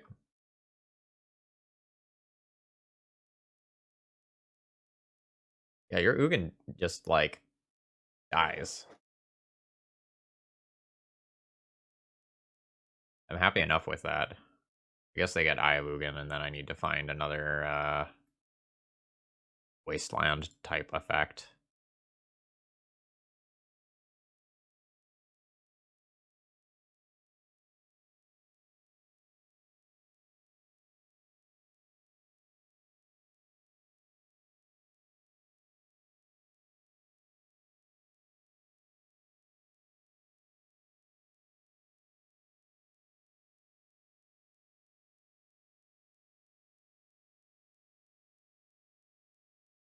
Do I play Ramunap and try to high roll, just naturally drawing a Wasteland? Or do I play the Eldrazi Displacer and pray that I get colorless mana later?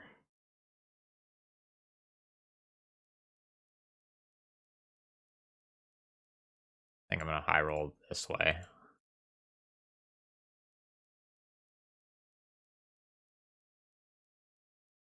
Just think I'm in horrible shape either way.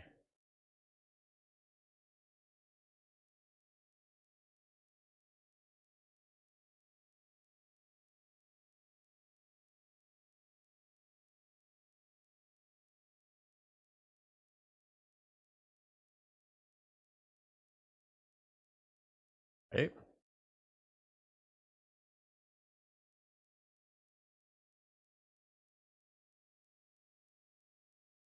Colorless, ever so slightly spooky. More annoying right now than anything else. Okay. So I guess it's interesting whether they'll name Caracas or Wasteland. I'd be naming Wasteland if I was them, I think. But Caracas is a fine name, too.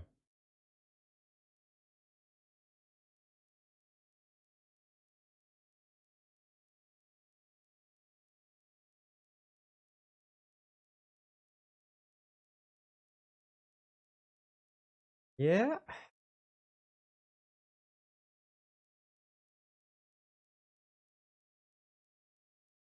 Can't really attack in, other than just for one with Bird. I can play another Noble Hierarch and, like, maybe move towards a world where I get to double spell. I think Ayavugan is just gonna beat me. Oh, fuck, I forgot the Chalice. I don't think I can win this one anyway, realistically. Um, like, the Eldrazi Displacer is not going to beat the Eye of Ugin on cast trigger.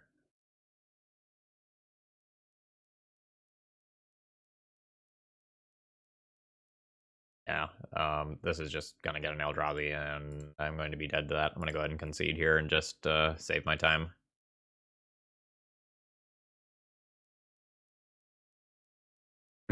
Alright, I don't really like the Thalias against the big mana deck. I don't like the Mother of Runes. Collector Oof is pretty Scavenging Ooze is pretty but probably stays in. So I want to board in six-ish cards. 1, 2, yikes, 3. Everything from there is bad.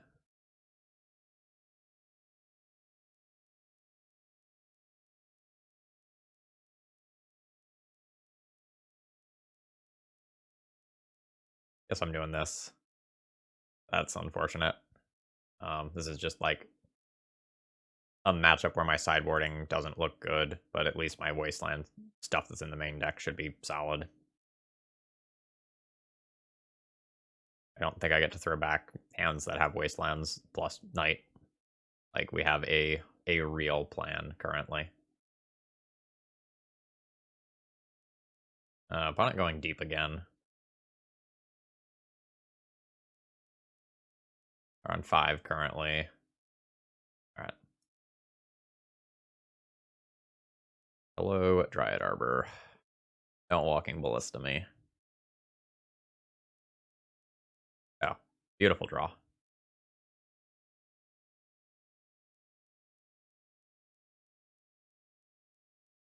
Yeah, this opener after my opponent mulligans twice should be just exceptionally strong. Yep.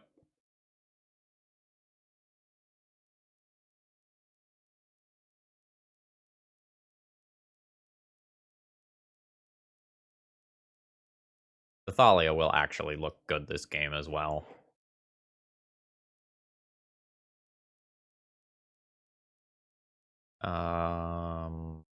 Let's go ahead and just thin a land out of the deck. This also just works towards Growing Night.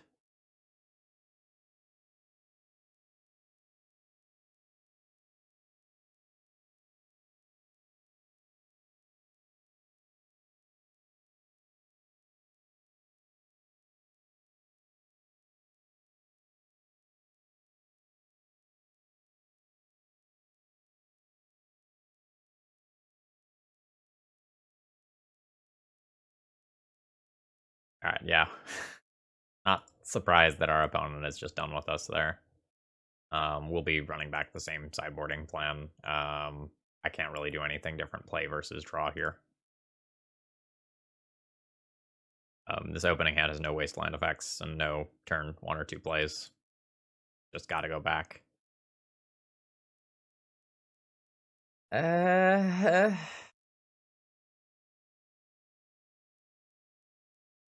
If the land in 2 draws, this is turn 2 night. That's okay. I think that's better than going to 5. I'll go ahead and keep.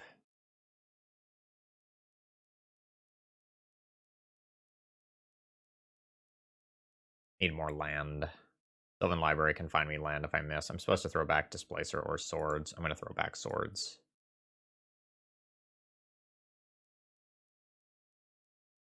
I don't really care about that. I do care about that. That just either names Wasteland or Knight of the Reliquary, and it's just very strong. My opponent doesn't have that many resources left. That's the good news. I guess the other good news here is that if my opponent's draw is weak-ish, I do have a lot of power from, like, these multiple Noble Hierarchs.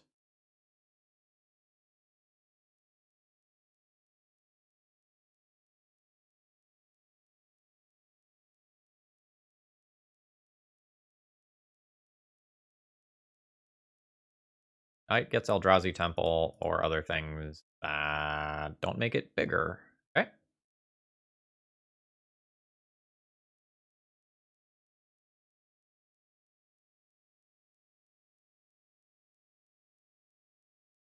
So I think I am now, like, very much hoping to just hit my opponent for 4 a couple of times and use those hits plus Ancient Tomb to kill my opponent. Notably, I do not have the mana necessary for Eldrazi Displacer.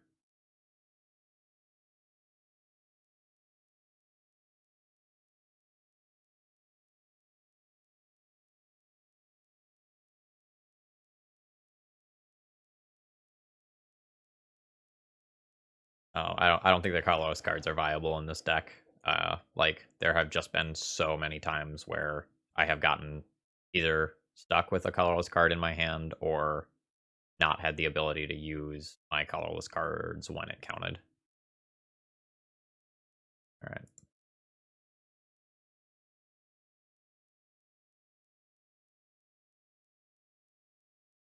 The first striker, so this attack is totally safe.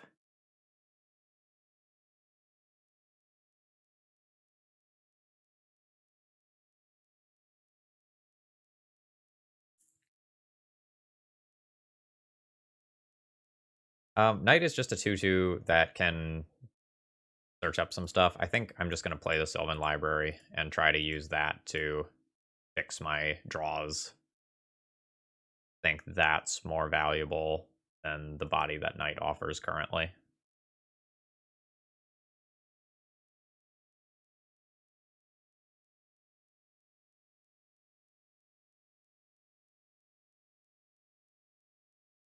But we might get to do something cool.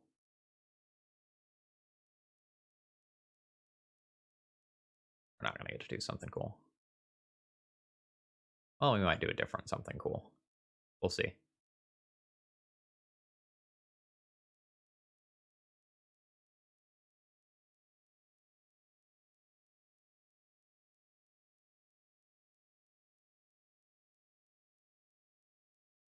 This goes back on top. Then I think I pay the life for this. Yeah, I'm going to pay the life for this.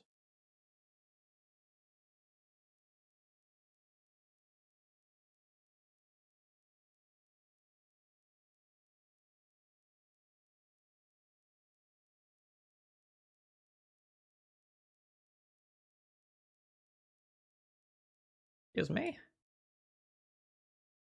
I guess I'm taking the thing that costs 7 rather than the thing that costs 8.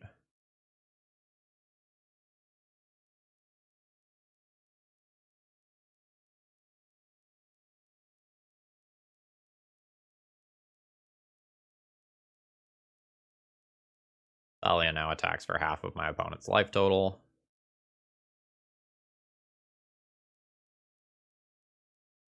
And I now do have the mana required for Endbringer next turn.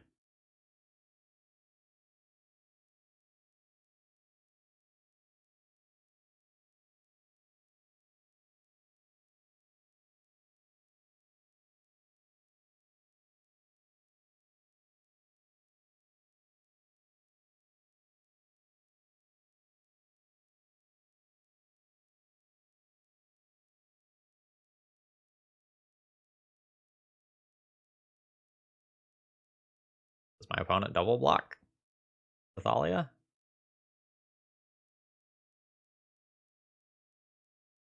I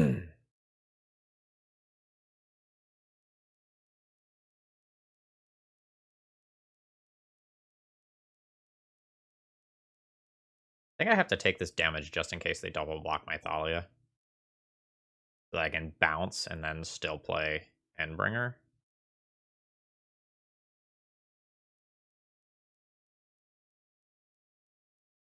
Kind of interesting.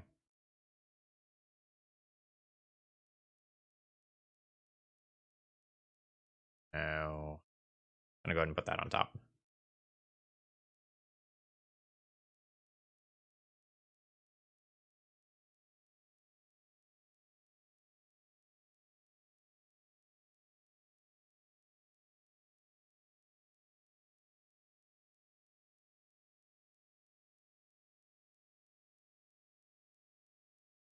I don't remember if I need to set stops here or not.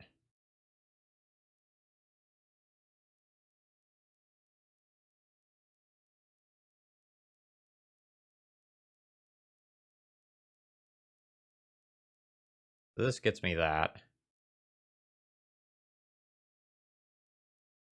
Then I'll bounce this.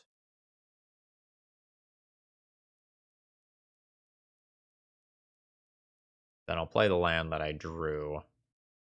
And now...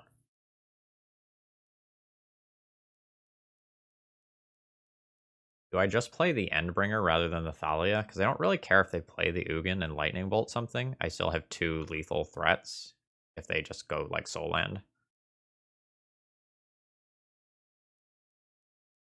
Yeah, I think this is better than the Thalia.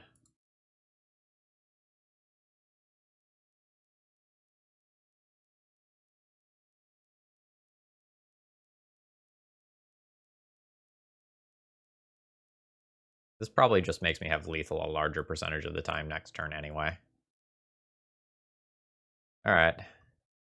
So, like, these things are really hard to cast and, like, use consistently. Like, I know that, like, this looks good here and this looks good here, but I am very much of the opinion that we made the mana base worse for not a lot of consistent return.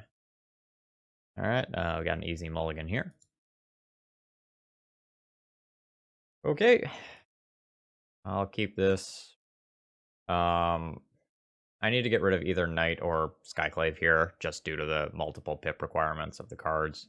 In a vacuum, I think I'm going to get rid of the Knight of the Reliquary. My mana is really bad with this hand. I was about to say, we're fucked if I'm playing against a Wasteland deck. We're playing against a Wasteland deck. Alright. Cool.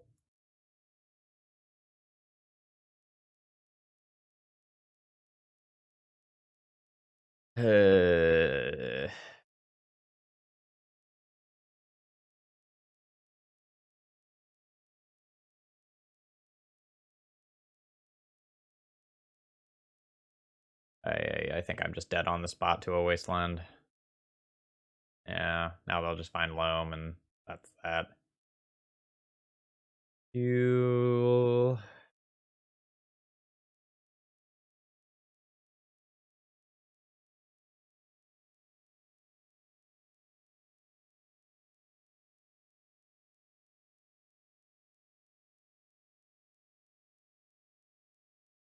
So one of Maverick's biggest strengths as a deck is that it just gets to play a pile of lands and just like really be safe.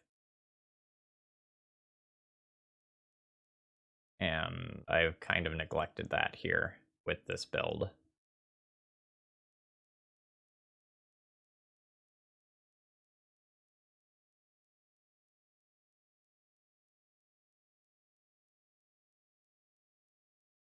At least it looks like my opponent is on an Elvish Reclaimer build rather than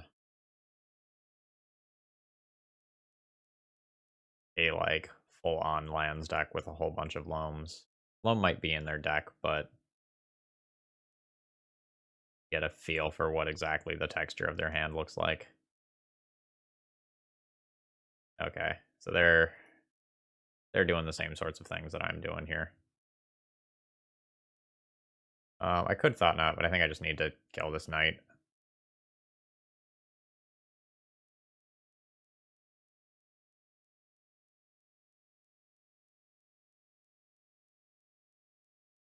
Like, that knight is a 6/6 already.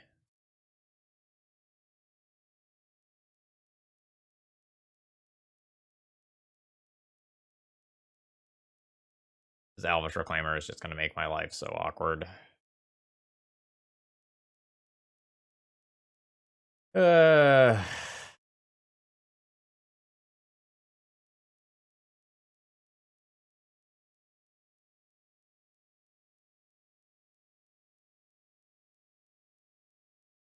Can't even wasteland them, really, because of Elvish Reclaimer.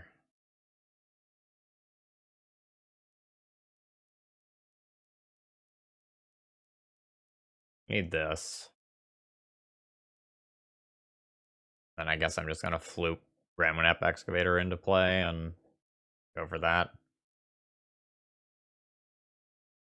How many Dark Depths does my opponent have?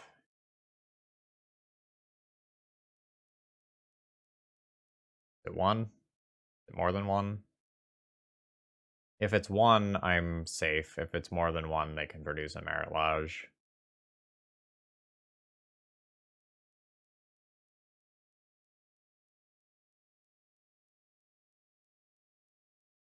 I don't think I can really play around the Merit Lodge. I'm going to get this into play so that I just don't fold to the fair game plan. And I think between Knight and Elvish Reclaimer, they can pretty easily make their Merit Lodge next turn anyway, even through my normal shenanigans.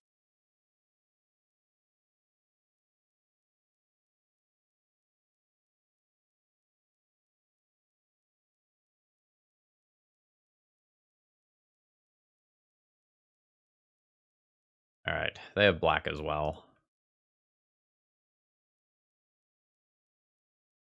Sideboard game not looking too great versus this deck.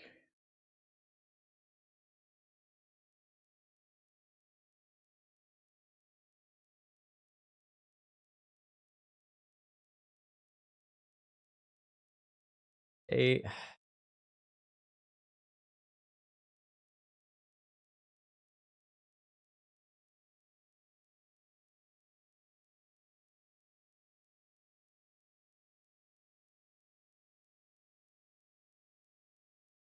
I am on the wrong side of the playmat this game.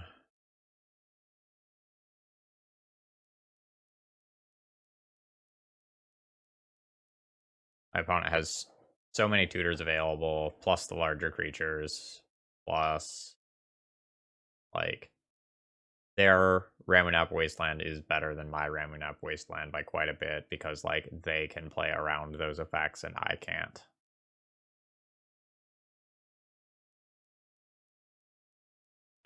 I also don't have flyers, right? Yeah, I don't have flyers, so I can't really super play around the Merit Lodge. It's just going to be one of those things. If they have it, they have it.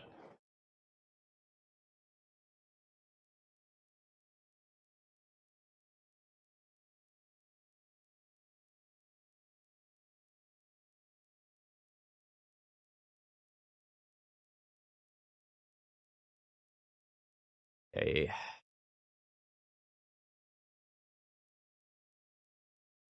Yeah. This is miserable.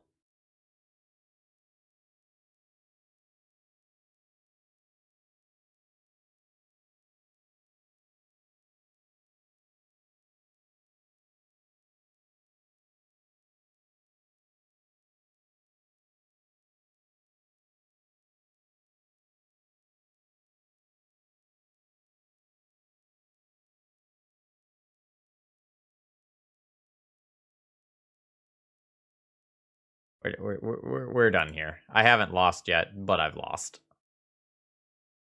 That play was devastating. Well done from my opponent. I don't want Thalia's and Collector Oofs. If I can replace those, that would be great. If I can do more from there, cool.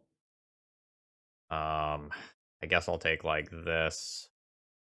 Soul Guide Lanterns and Warping Whales have some amount of utility, but they're both awkward in their own rights. I guess I'm going to play some Soul Guide Lanterns. But, like, this is not really the sort of graveyard hate that I love here. Um,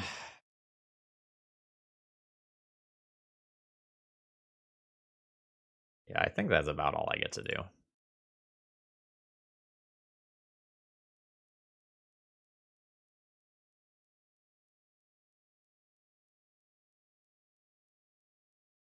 Uh, this hand doesn't really have a plan. The plan of this hand is, like, I'm going to source the Plowshare as a creature if you play it, and then I'm going to play a Sylvan Library.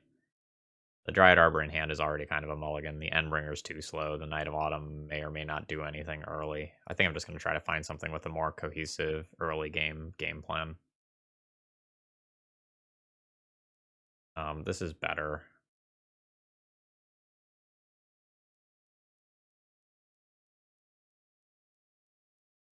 Yeah.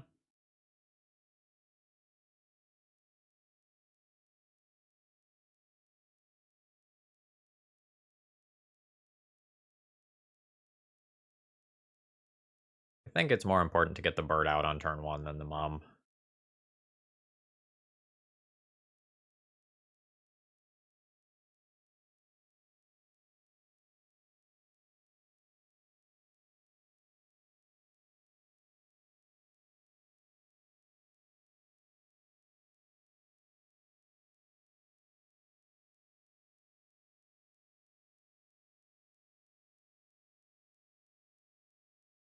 I'm just going to hold up Swords to Plowshares and Caracas in this turn cycle.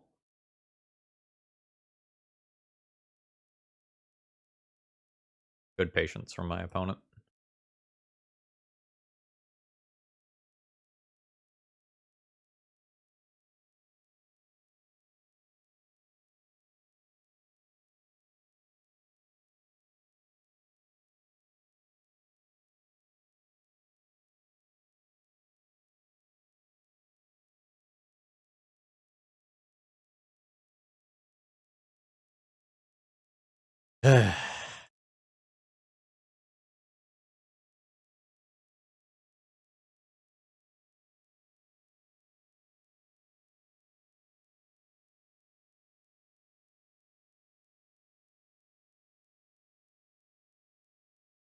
Notably, I only have the ability to tutor once here because only one of these is a forest or plains.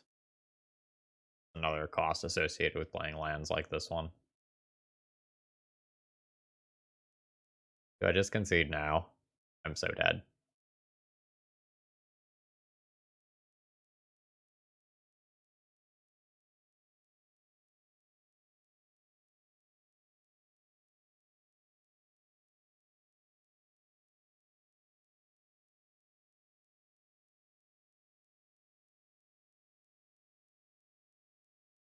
Yeah, I'm out of gas. My opponent has 4 cards in hand. I haven't really stopped any angle of attack for my opponent.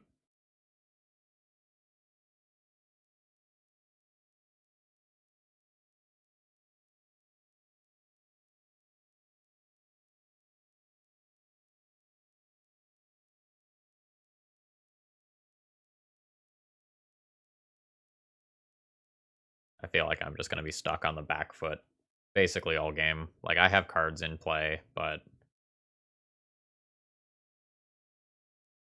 my opponent is likely to be the first one to stick a large-bodied creature.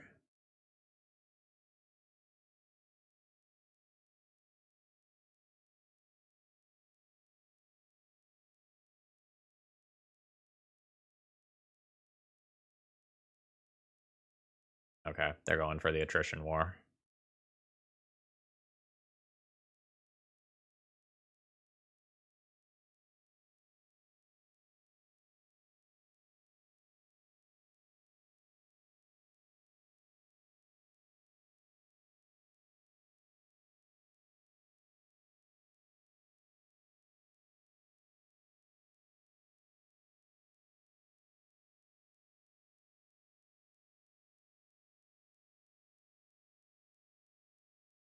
Caracas is gonna get wastelanded, and I'm gonna get Merit Lodged. I'll get 1 turn of chump blocking from Bird.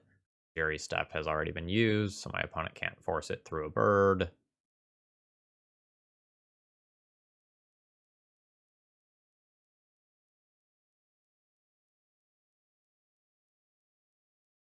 Yep.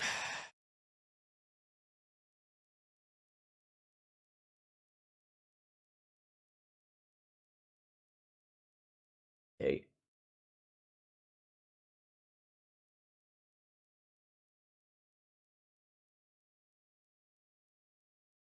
Now my opponent just has the tutor available for their Thespian stage.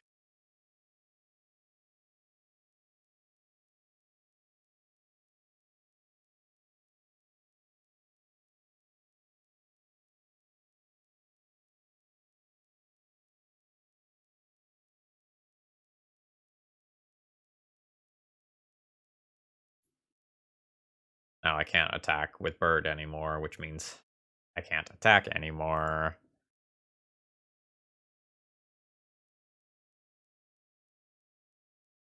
Which means my opponent filters draws and I don't. Yada, yada, yada, yada.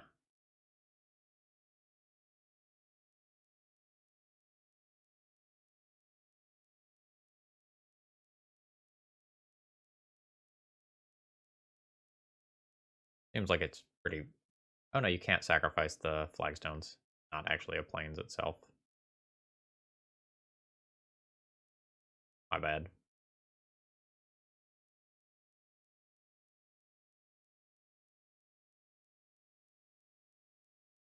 You get to do those shenanigans with Reclaimer, not with Knight.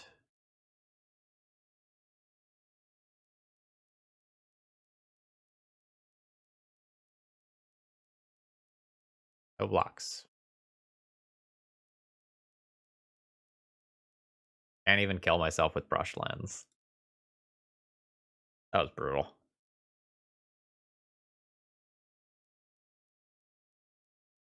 Alright, overall thoughts on the deck list. I don't like it. I feel like this deck trades away the consistency that makes Maverick good for something that is not powerful and not consistent. Like, Thought-Knot Seer is good in Eldrazi sort of decks because it's very consistently a turn 2 play. And Thought-Knot Seer is not consistently a turn 2 play in this deck. You can regularly get to 3 mana, but unless you have both a Thought-Knot Seer and one of your 2 Eldrazi temples, basically in your opening hand, in your opening 8 cards, you're probably not going to like get the greatest impact out of this card. And Maverick is a deck that is already kind of mana hungry as is. I don't know that we need a mana sink like Eldrazi Displacer. I very regularly had either the colorless card stuck in my hand or I couldn't activate the ability of Eldrazi Displacer. Like it's a cool idea, but I think this is one of those times where like this is a 3-color deck now that like these colorless things are in here, and I don't feel like I'm getting as much out of the colorless splash, so to speak, as I would be from like black for Plague Engineer and Abrupt Decay.